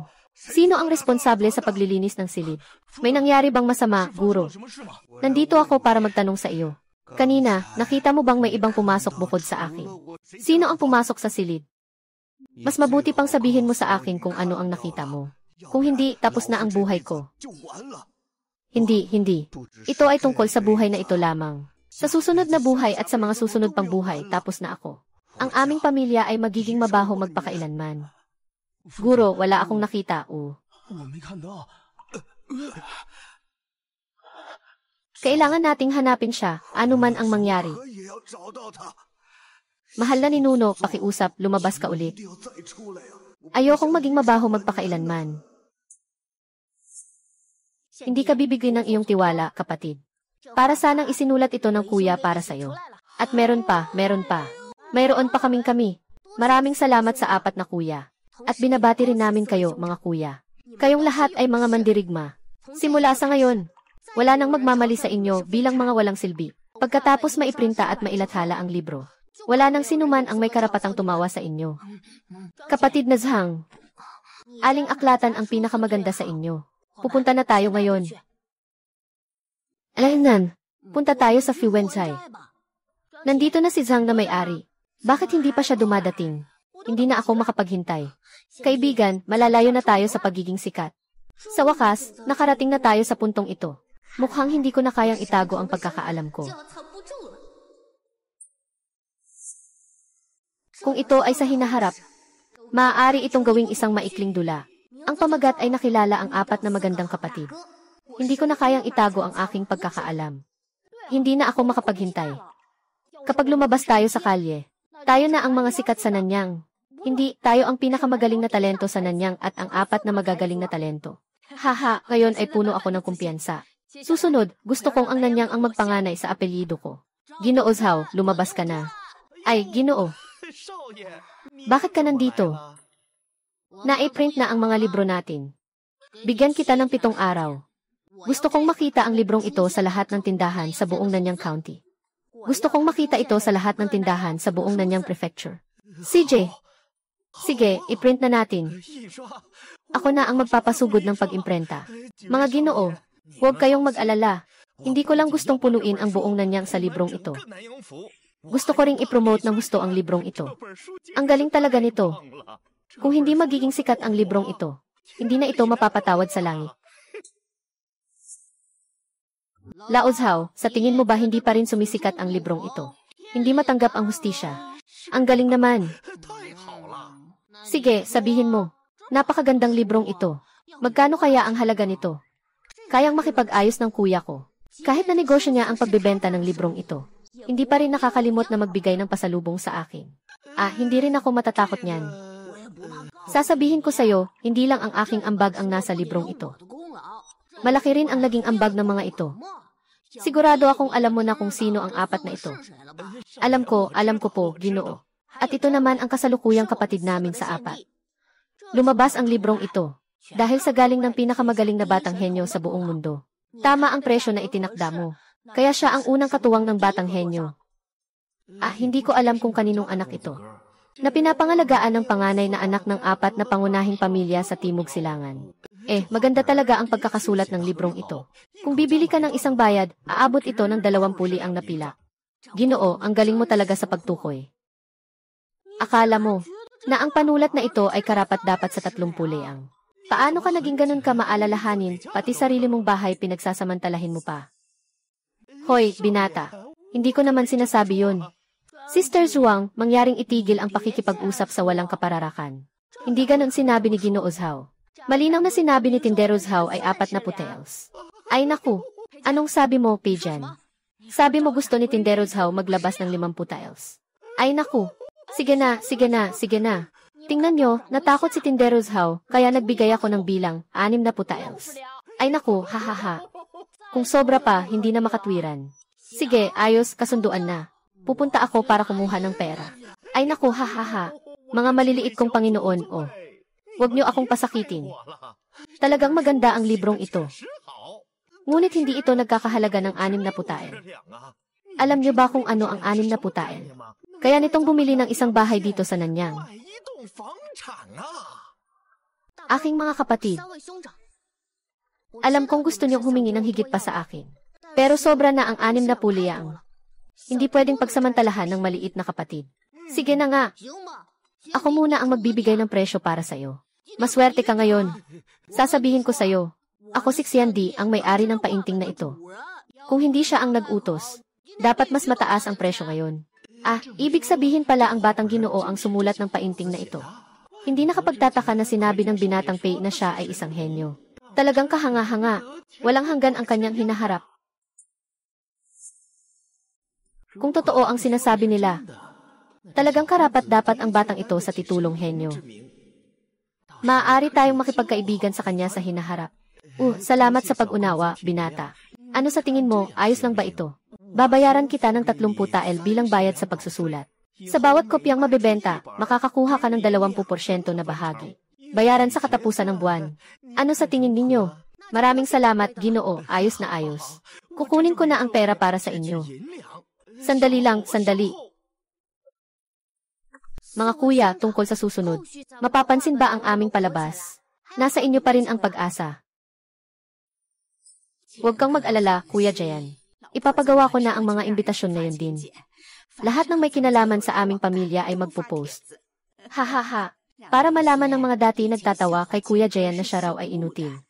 Ngayon, ipapakita ng asawa ko kung sino talaga ang inutil sa pamilya namin. Hahaha Lola, huwag kang mag-alala. Hindi ka namin bibiguin sa pagkakataong ito. Zhuang Jin. Tutulungan din si Nagauki at Li Hilu kasama ang kanilang pamilya. Mahirap na hindi tayo sumikat, hahaha. Ay naku, ang galing. Haha. Ang galing ng anak ko, ang galing, haha.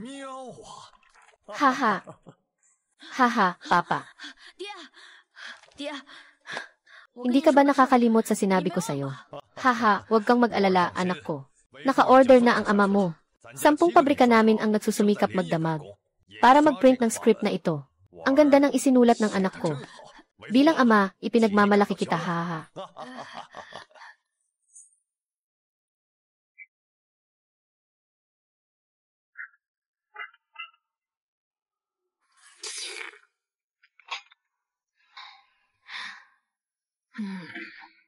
Maganda ang ginawa mo ngayon. Inutusan ko na ang iyong ama.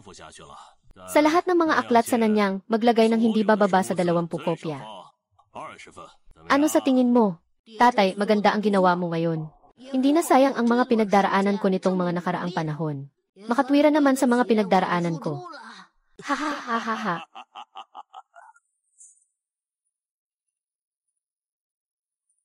Noong una, sinabi natin na okay na tayo. Noong una, sinabi natin na okay na tayo.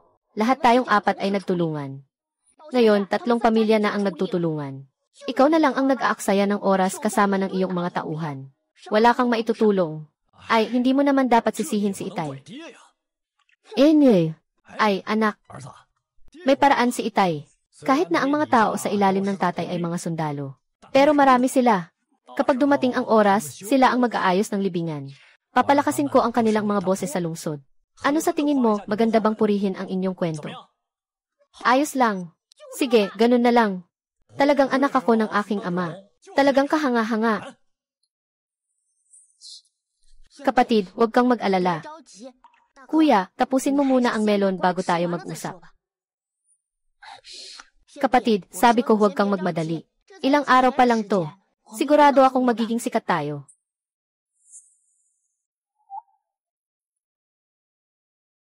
Dahil sa suporta ng 4 nating malaking pamilya, mabubuhay tayo ng sobra. Oras lang ang usapan. Set desan. Tingnan niyo naman ang mga walang kwentang yan. Tayo ang 4 na dakilang manunulat ng Timog Dagat. Paano niyo kaya gawin ang ganito? Sumikat na. Talagang sumikat na. Ngayon, ang ating mga kwento ay talagang sumikat na. Totoo ba yan, Kuya Zhuang? Sabi mo, sumikat ang ating mga kwento. Totoo ba ito? Sige, sabihin mo na. Hindi mo ba sinabi na hindi ako disente? Bakit ganito ka na rin ngayon? Hindi ba ako nag-aalala para sa ating libro ng mga guhit? Sige, sabihin mo kung ano ang nangyari. Lahat ng kalye at eskinita pinag-uusapan ang ating libro ng mga guhit. Hindi lang si Xiandi. Ikaw, ako, at sila, lahat tayo ay sumikat.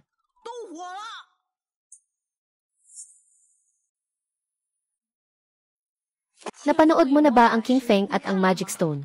Ang galing ng pagkakasulat nito. Nawala ako sa oras habang nanonood. Sabi mo, meron kang King Feng at ang Magic Stone. Pahiram mo nga ako sandali. Mga maliit na bagay lang ito. Alam mo ba kung sino ang sumulat nito? Dito nakasalalay ang punto, sino ang sumulat? Tingnan mo na lang. Ito ay isinulat ng batang anak ng isa sa 4 na pangunahing pamilya. At ang may akda ay isang batang hindi pa nakakaalam ng mundo. Baka siya na ang batang-batang henyo. Ang pangalan niyang henyo ay matagal nang kumakalat sa mga kalye at sulok. Maraming tao ang naghihintay na makita ang tunay na anyo ng henyo. Talaga bang sumisikat na tayo, Ginoong Xian? Talagang kumalat na ang pangalan ng iyong batang henyo. Nagtatawa ka lang, kuya. Lahat ito ay dahil sa tulong ng 4 na kuya. Hindi ko akalain na magiging ganito kadali. Ang pangalan ng batang henyo ay talagang umusbong.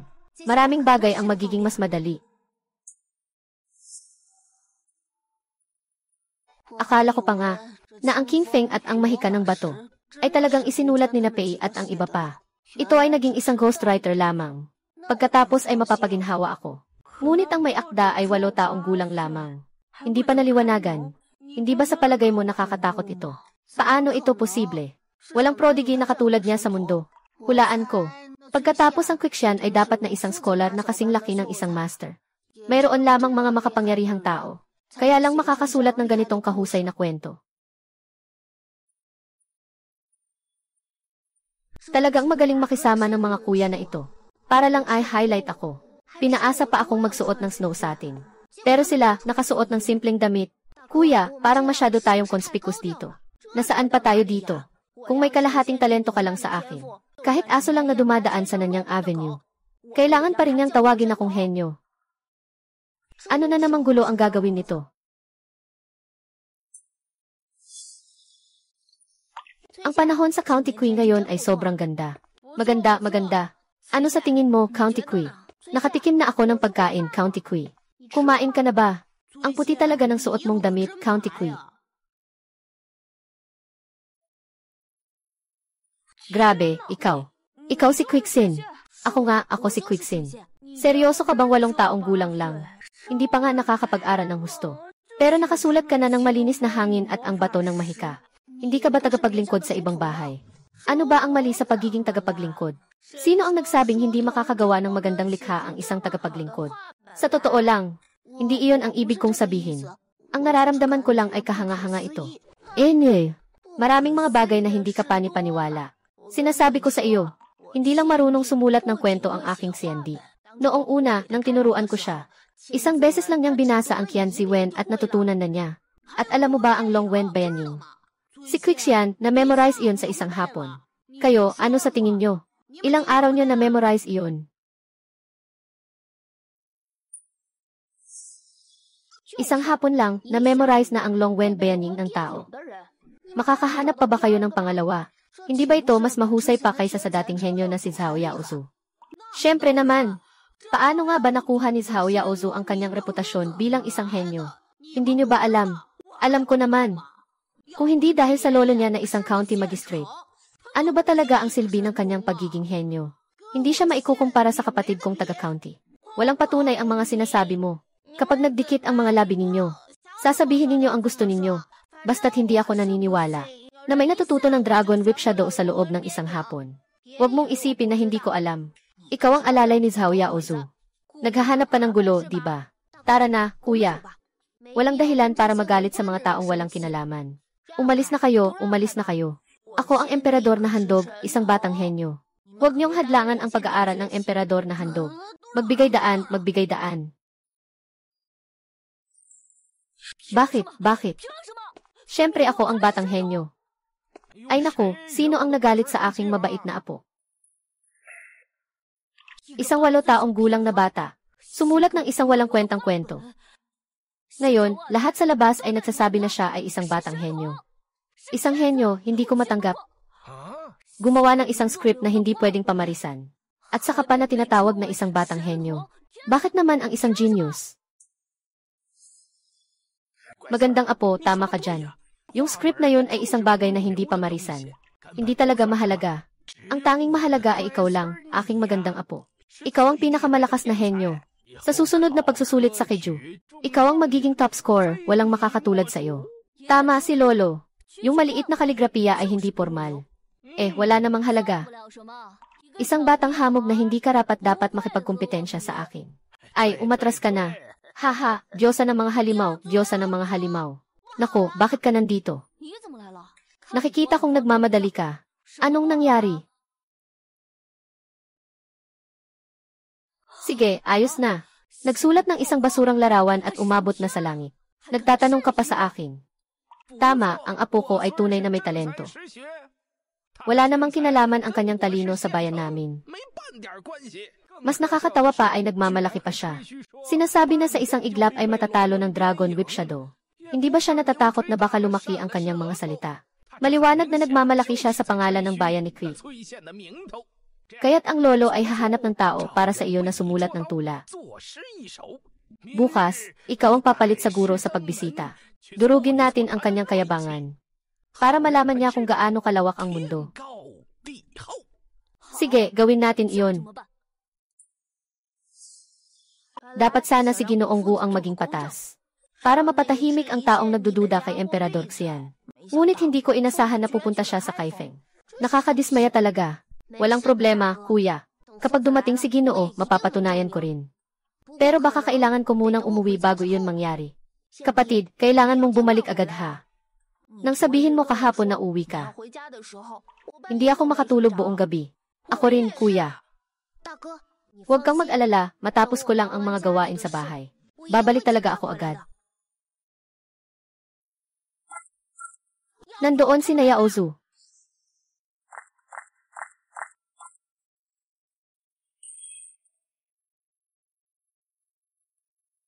Anong balak mo? Ano ba ang kaya kong gawin? Narinig ko lang na may isang henyo dito. Nandito ako para makipagpalitan ng kaalaman. Gusto kong makipagtula sa iyo. Sasang-ayon ka ba? Gusto kong makipagtula sa iyo. Sasang-ayon ka ba? Ayaw ko ng mga tao na nagmamalaki at nagpapasikat sa sarili nila. Nandito ako ngayon para makipagpalitan ng kaalaman. Tingnan natin kung may tunay kang kakayahan. Siyempre, kung natatakot kang mapahiya. Maaari mong piliing hindi tumanggap. Hindi kita husgahan. Haha, meron pa. Kung hindi ka matapang makipagkumpetensya sa akin, huwag nang magyabang na isang genius o prodigy. Nakakahiya. Kapag antok ka na, may darating na tulong. Pero ang paniniwala sa kwento ay hindi pa rin gaano kalakas. Dahil ang mga nakahain sa harap ay mga hakbang na pwedeng tahakin.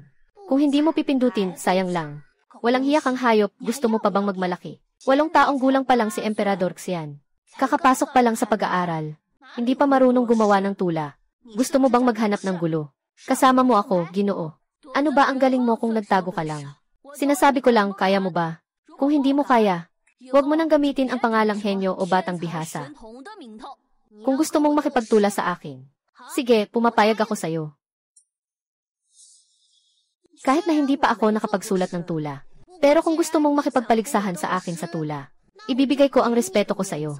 Hindi pwedeng si Emperor Xian. Alam ng kuya mo na ikaw ay isang henyo. Pero hindi ka pa natutong gumawa ng tula. Paano ka makikipagkumpetensya sa kanya? Mahal kong kapatid, tingnan mo itong walang hiya.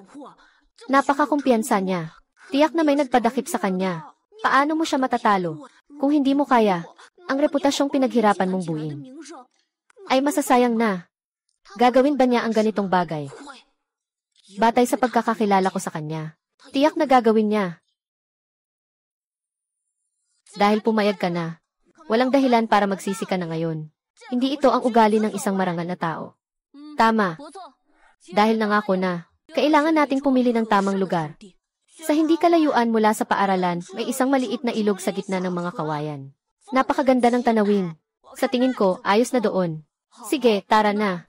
Maghihintay ako sa iyo. Walang hiya, nagkakasundo sila sa kanilang awit. Kitang-kita na handa na sila. Si Andy, baka hindi ka na dapat pumunta. Bubugbugin ko sila. At mawawala na ang usaping ito. Si Andy, hintayin mo ako. Hintayin mo akong pumunta sa Qianhu. Tatawag ako ng ilang daang lalaki. Hindi na kailangang maging ganun kakomplikado. Nag-aral ako ng Shengov Kimeng. Sa tingin ko, parang hindi naman mahirap gumawa ng tula. Baka gusto kong subukan. Kapatid, sigurado ka ba? Paano kung maganda rin ang gawin ko? Hindi ba't sinabi niyo na ako'y henyo? Hindi niyo ba ako niloloko? Kaya hayaan mong subukan ni Xiandi. Paano kung talagang manalo si Xiandi? Kahit na, magiging matibay na ang kanyang pangalan bilang henyo. Ano naman kung mangopya? Ang nasa isip ko ay ang dakilang siya. 5,000 taon. Kahit anong kunin mo, kaya nitong sumakop sa isang panahon. Maniwala ka sa akin, Kui. Hindi kita papahirapan. Sa pagkakataong ito, tayo ay gumawa ng tula, isang pansamantalang paksa. Pumili ng lugar ng random. Ngayon, magpasa-pasa kayo ng tula ayon sa inyong kakayahan. Gusto kong mapatalo ka ng buong puso at buong kaluluwa. Zhao Yaozu, may karapatan ka pang magsalita. Hindi halata sa iyong mga plano, sino ba ang hindi nakakaalam? Talagang doble ang laro mo.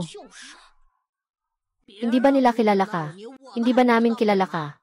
Ang sinasabi mong pansamantalang paksa, bambo o kaya willow tree o ilog. Ito ba ang tinatawag mong pansamantalang paksa? Ayoko nang ipaliwanag sa inyo 2 tamad na ito. Gagawa na ako. Huwag ninyong sirain ang mood ko. Totoo bang kaya mo, kapatid? Sa tingin ko, kaya ko na. Ang galing, naisip mo agad. Tumulong ang kaibigan mo sa pagpili ng bamboo forest. Hindi ka naman siguro pinalad na pumili ng bamboo lang, ano? Haha, tama ka dyan, kapatid. Bakit ang swerte ngayon? Nga, ang swerte talaga. Pinili ang bamboo forest. Pumili pa ng kawayan bilang paksa. Sobrang swerte naman. Wala nang silbi ang sinasabi ninyo ngayon. Makinig ka sa akin. Ang tula kong ito ay pinamagatang pagsamba sa bagong kawayan. Kahapon ng gabi, ang ulan sa silangan ay patagilid. Sa mga baitang, sumabog ang mga usbong. Bukas, kung sakaling umakyat sa ulap, unang linisin ang mga puti sa buhok ng guro. Magandang tula, magandang tula. Tono at sukat. Harmonya ng tunog. Talagang isang napakahalagang tula na may 7 taludtod. Tama, ang puso ay isang talinghaga para sa hangarin sa pag-aaral. Sinasalamin ang mga salitang may doble kahulugan. Ang pagmamahal sa guro at sa bayan. Si Yaozu ay talagang may mahusay na talento. Ang mga ganitong crane, si Yaozu ay tunay na henyo. Hintayin mo, huwag kang masyadong magyabang. Gusto kong malaman, umulan ba kagabi? Nasaan na naman ang hagdan? Nasaan na naman ang hagdan? Sinasabay ko lang sa damdamin ng tanawin. Tingnan mo nga ang gubat ng kawayan doon. Ang mga kawayan dito ay sariwang tubo. Noong Marso pa lang ay tumubo na ang mga bagong usbong. Ngayon ay lumaki na sila. Paano mo nasabi na may 2 usbong na sira? Nagsalita lang ako dahil sa naramdaman, hindi ba pwede? Pwede mo bang sabihin sa akin? Saan nanggaling ang Dongyuan ng pamilyang Pei na ito? Ano ba ang pakialam mo kung saan nanggaling si Dongyuan? Isa itong metapora, naiintindihan mo ba? Ha ha ha ha. Ano ang silbi ng mga sinasabi mo? Dito tayo nagtatagisan ng tula. Kaya mo ba itong gawin? Nagpapanggap ka lang. Para bang kaya mo talagang gawin? Kung hindi kaya, aminin mo na lang agad. Aminin na ikaw ay nagmamay-abang lang sa reputasyon. Mapagmataas at walang alam. Pinili ang lugar na ito. Maraming pwedeng piliin na tula. Pero isang batang may baluktot na tula. Hindi pa karapat-dapat na agad akong magpasabog. Kailangan kong pumili ng isang tula na akma sa edad ko. At medyo kilala na rin. Kapag nagawa ko na, handa na ako. Reyna, talagang kaya mong gumawa ng tula. Baka tungkol ito sa Oda sa Gansa o kung ano paman. Ang pamagat ng tula ko ay Oda sa Gansa. Ano ba ang magandang ipagdiwang sa puting gansa? Hindi siguro nag-imbento si Xiandi, di ba? Gansa, gansa, gansa, ang lieg ay nakatango sa langit at umaawit. Puting balahibo ay lumulutang sa lunti ang tubig. Pulang mga palad ang humahawi sa malinaw na alon. Isa ito sa 4 na dakilang makata ng unang tang. Ang tulang ito na ginawa niya noong siya ay 7 taong gulang ay umabot ng 1,000 taon. Nang lumabas ang tulang ito, ako'y isang henyo. Tama na. Ha ha ha ha ha ha ha. Ito ay tinatawag na tula. Kahit ang batayang pagkakatugma ay hindi magawa. Nagmamalaki pang tawaging tula. Talagang nakakatawa. Walang ganitong itinuro ang guro at sa mga aklat. Ang unang linya ay 3 salita. Ang mga sumusunod ay 5 salita. Tinatawag mo pa itong tula. Kung ikukumpara sa kuya sa kanan, para kang nasa langit. Siya naman ay nasa ilalim ng lupa. Dahil ang kalaban ay sobrang pangit. Kaya natalo ako. Natalo sa kalaban. Sobrang ignorante. Mukhang hindi na ako dapat maglaro sa mababang antas. Ano pang sasabihin mo? Kapag dumating ang panahon, makikipagkumpetensya ako sa tula. Kailangan munang makahanap ng isang matalinong tao na narito. Kung hindi, ang pagkatalo ay magiging katawa-tawa.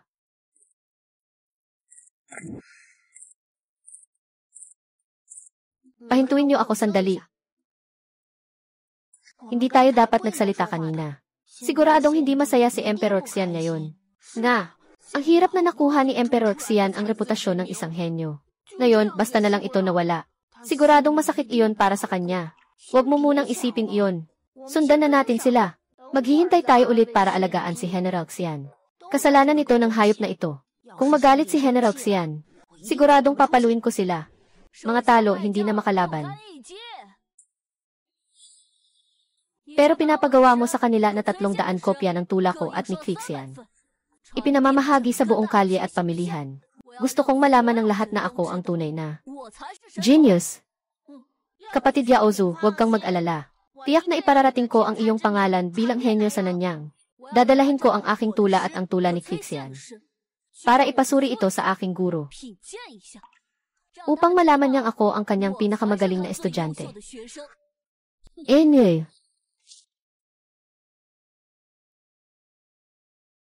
Ang sumulat ng kwentong ito na si Xian ay talagang henyo. Sana'y estudyante ko siya. Guro. Ngayon, makikipagtula ako sa iba. Sumulat ng isang tula na nagtataguyod sa iyo. Partikular na tinawag ang guro para magbigay ng opinyon. Bihira na may ganitong intensyon ka.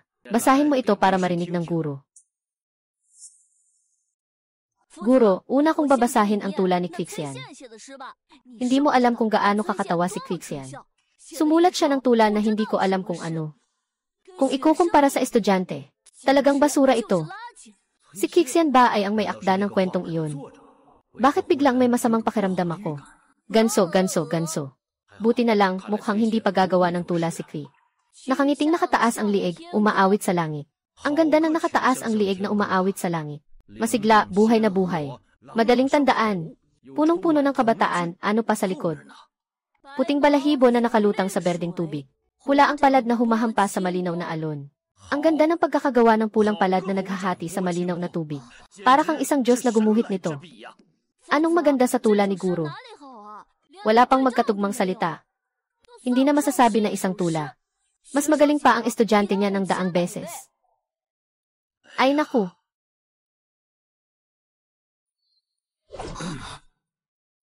Sinasabi mo na nanalo ang baluktot mong tula laban sa Ode to Gis ni Kui. Sabihin mo, hindi ito alam ng maraming tao, di ba? Nakapagawa na ako ng 300 kopya ng mga bangkay na ito. Ipinamigay na sa buong lungsod. Guro, anong ibig mong sabihin yan? Yung sinabi kong unahin mo munang linisin ang sakit ni Emmy. Hindi pa nga nakakatulad ng basura na mas masahol pa sa isang tula. Pinapagawa kita, tapusin mo na ang paglilinis ni Emmy. Lahat yan dahil sa iyong hangal na ulo. Dahil dyan, nagkaroon ako ng mga puting buhok sa gilid ng ulo. Sa araw-araw, di ka man lang nagpapakita ng paggalang sa akin. Pinapahiya mo ang sarili mo. Bakit mo kailangang isama ako? Nawasak ang aking magandang reputasyon sa iyong mga kamay. Sa hinaharap kapag may nagbanggit ng iyong ako'y palaging magiging paksa ng pang-uyam. Umalis ka, ayaw ko nang makita ka.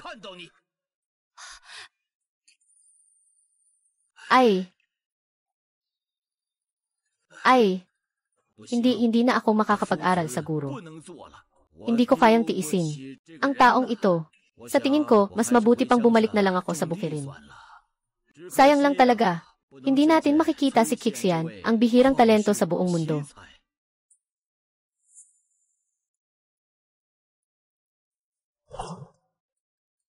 Hay!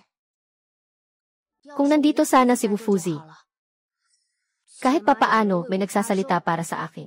Kailangan ko munang manatili dito. Kapag bumalik siya at makita ang kaligrapiya, tiyak na maiintindihan niya.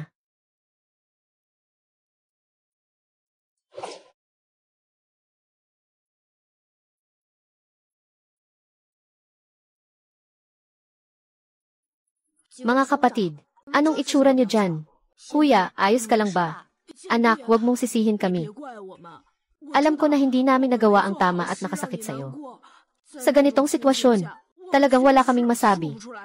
Kung hindi ka masaya, anak, bibigyan kita ng utos. Padadala ako ng higit sa 20 lalaki para suntukin si Zhao Yaozu. Saka ako makikipag-usap sa tatay ko, na hindi na namin gagawin pa ang masasamang bagay. Mas marami kayong iniisip. Wala naman akong masyadong ginagawa. Tungkol sa paggawa ng tula, huwag na kayong magsalita pa. Maaga pa naman. Kailangan ko nang bumalik sa bahay. Kung tungkol sa tula, parang tumutugtog sa harap ng baka. Mas mabuti pang hintayin si Ginoong Wu na bumalik. Kinglan, talagang maganda ang ibinigay mong sulat sa akin. Dahil nandito ako sa pamilya ng mga Pei, sisiguraduhin kong mahahanap ko ito. Makakatulong ang aming sentro sa pangangalaga sa paghahanap ng tao. Kapag sinabi ko lang, walang problema ang makahanap ng daan-daang malalakas na lalaki. Haha, hindi na kailangan. Ako na lang ang bahala sa bagay na ito. Ginoong Pei, dahil ba ito sa nangyari sa batang tagapagsilbi noong nakaraan? Hindi ba kayo kontento sa akin? Talagang wala akong magawa tungkol doon. Siyempre, paborito lang ng anak ko ang larong ito. Maliit na bagay lang para sa isang katulong. Kung gusto ng anak mo, ako na ang bahala na ibigay ang magandang laro. Seryoso ka ba, Ginoong Pei? Seryoso ako. Kung ganoon, salamat, Ginoong Pei. Alaynan. Talagang henyo si Quixian. Hindi lang siya mahusay sa tula. Ang kwento ay isinulat ng napakahusay. Nakakatawa ang tula ni Zhao Zi na iyon na ipinagmamalaki. May nangyari ba sa ating Nanyang County? Sino ang kanilang tinutukoy? Mayroong henyo sa Nanyang County. Si Ginoong Pei at Ginoong Wu. Hindi ko akalain na makikita ko kayo rito. Napakabuti ninyo talaga. May nangyari sa Zhao County. Ang aking hindi mapagkakatiwalaang apo ay nakipagtula kahapon. Nagsulat ng isang magandang tula. Gusto kong humingi ng opinyon mula sa inyong dalawa. Alaynan. Hahaha.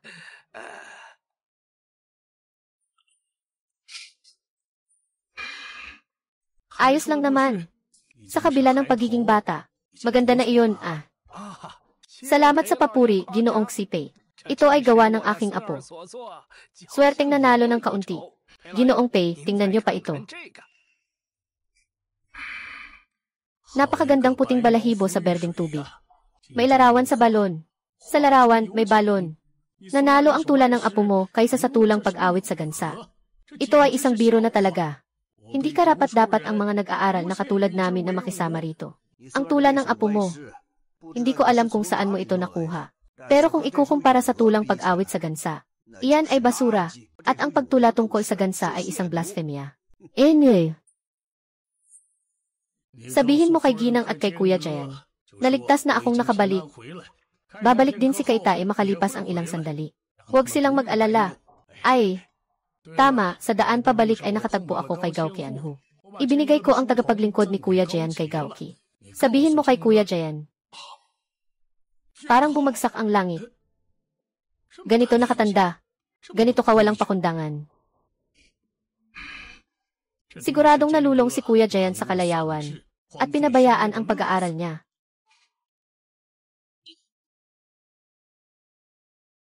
Sabi ni Lola kay Lolo, turuan mo ng mabuti si Xiandi. Natalo si Xiandi sa paligsahan ng tula ngayon. Siguradong hindi siya masaya. Sige, ngayong araw uwi na ang tatay mo at lolo mo. Sa oras na yon, personal kong sasabihin sa kanila. Ginoo, maliit na Ginoo, hindi maganda ito. Si Kikian ay ipinadala na ng amo. Bakit? Bakit mo ginawa yan? Isa lang naman siyang maliit na tsismoso. Bakit kayo ganito ka-emosyonal? Lalo na ang matandang babae. Ibabalik mo ang mukha ko na puno ng mga bulaklak. Hindi ko pa nga natatapos basahin ang aklat na ito. Mayroon ka pang masyadong lakas ng loob na tumingin sa aklat. Yung may akda ng aklat na ito ay naibigay mo na sa pamilya Gao. Ano? Sinasabi mong ang may akda ng aklat na ito ay yung batang trooper. Kahit na si kay Brother P. Laoye. Yung sinabi ko sa'yo noong nakaraan. Yung isang pambihirang talento na pwedeng maging sagrado ng aklat. Nahanap na siya, si Kixian. Siya ay si Pei Jayan na may aklat. At hindi lang iyon. Kahit yung kantang Ode to the Goose na narinig natin sa daan noong huli, ay siya rin ang nagsulat. Tama, at saka itong sketchbook ay gawa rin niya. Mas importante pa nga, na ang batang ito ay 8 taong gulang pa lang. Siguradong taganan niyang talaga siya. At tiyak na siya ang pinakamagaling na prodigy sa daliang. Sa hinaharap, maaaring maging isang santo sa tula at kasaysayan.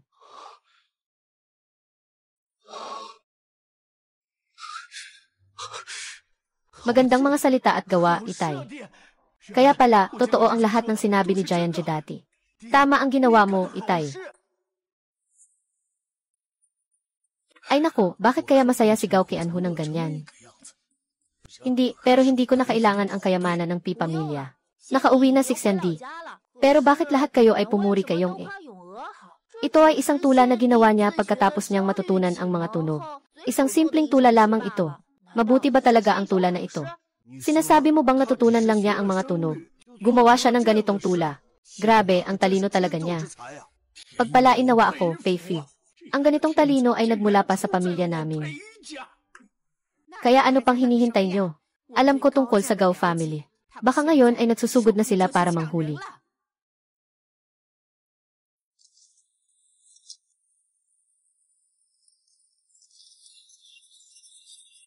Mukhang gusto nilang magpasaya sa akin. Noon, tawa-tawa lang sila sa pamilya ni Lao Kui. Ngayon, ganito pa rin sila. Talagang walang masabi. Siya pala ang anak ni Kui. Narinig ko kasi, na ang batang ito ay ibinenta ng matandang Ki para maging katulong. Bakit siya bumalik? Baka nakagawa siya ng gulo. Pinalayas ng kanyang amo. Tama ka, tara na. Tingnan natin, tara na. Xianje, hindi ka ba ibinenta ng lola mo para maging katulong? Bakit ka bumalik ulit? Tingnan mo yung suot mo, ang kintab naman. Mukhang totoo nga yata yan Hindi ba yan ay damit ng amo mo? Sabi ko sa'yo, Xianje, tanggapin mo na ang kapalaran mo. Walang kapalaran ang pamilya nyo, mga Lao Kui, na maging iskolar o opisyal. Hindi maganda ang ani sa bukid ngayong taon, ano? Hindi nga maganda. Sana nga hindi maganda. Sayang ang oras nyo sa pagpapatawa sa iba. Mas masipag pa ang bibig nyo kaysa sa iba. Kaya hindi nakatakatakang maganda ang ani. Bakit ganito magsalita ang batang ito? Di ba't kami ang nag-aalala sa'yo? Nga, hindi mo pa alam yun, no? Para mapilit ang tatay mo at ang iyong lolo na mag-aral. Binenta pa nga ang baka nyo sa bahay. Hala, tingnan ko kung paano ninyo palalagin ang taniman na yung taon. Paano magtatanim ng mga pananim? Ganito na ba katindi ang kondisyon ng lola? Hindi, kailangan kong mabilis na pumunta at tingnan siya.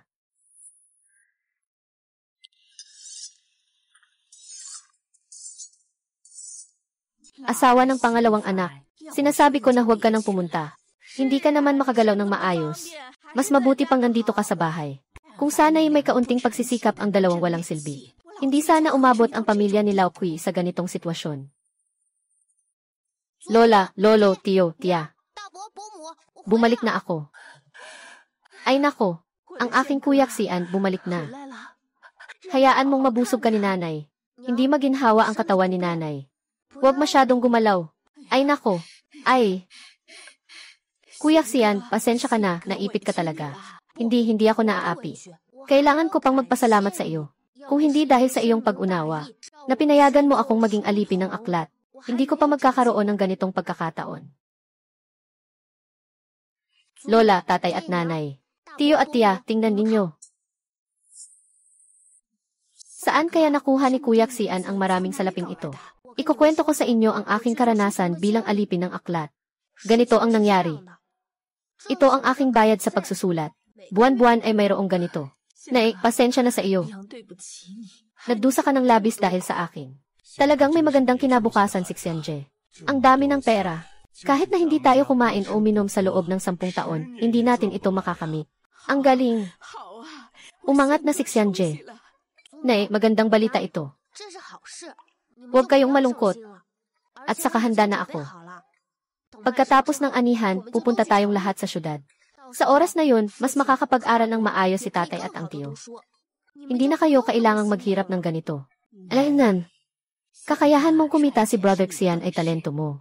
Karapat-dapat lang na ikaw ang tumanggap nito. Hindi kami pwedeng umasa lang sa iyo para mabuhay. Kung nagpatayo ka na ng libingan, magpakatagal ka lang sa bahay ng ilang araw. Huwag mo nang alalahanin ang pagbebenta ng buhay. Alaynan, bakit kayo dalawa ay walang ginagawa? Bakit hindi pa kayo pumunta sa pagbebenta ng buhay?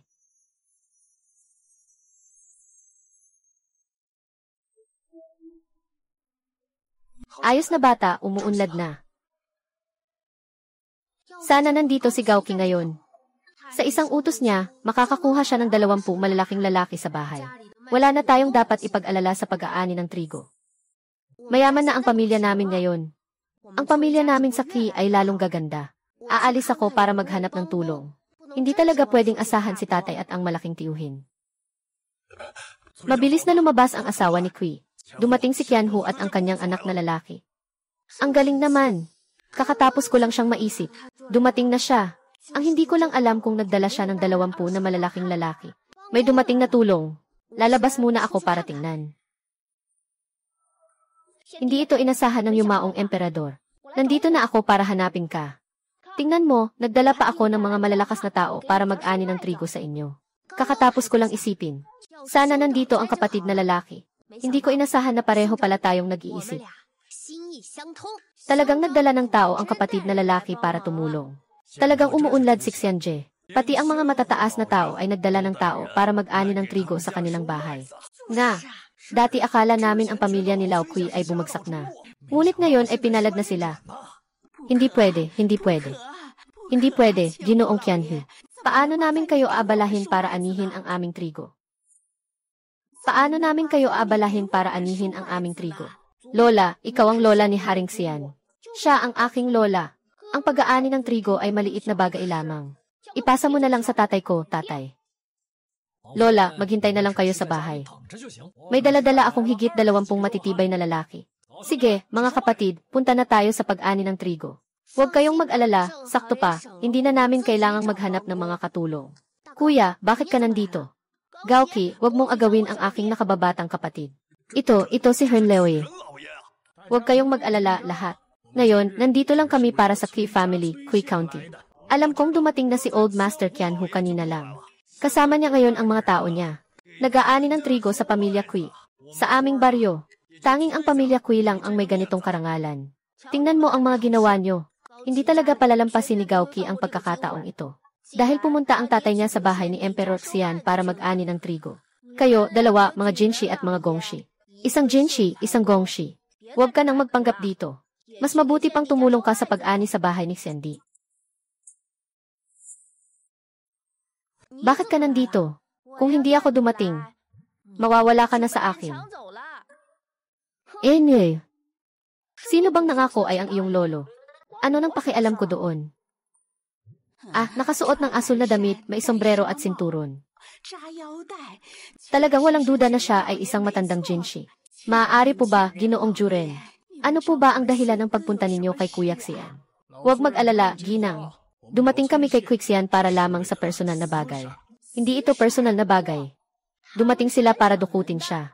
Ano ba talaga ang nangyayari? Hindi mo pa ba alam, Xian Di? Yun pala ang isinulat mong tula tungkol sa gansa ay isang walang kamatayang obra. Pati lolo ay nagpuri sa'yo bilang isang pambihirang henyo. Talaga bang totoo? Siyempre, totoo nga. At yung sulat mong libro pa nga. Halos mangulila na si Uncle sa paghahanap sa'yo. Kasama pa nga si Lolo sa paghahanap. Tracy, sa wakas nakita na kita. Ikaw ang pinakamagaling na tao sa daling. Dumating na ang tunay na nakakaalam. Kumusta, guro? Huwag mo na akong tanungin. Quicksin, nahihirapan akong hanapin ka. Nandito ako para magtanong.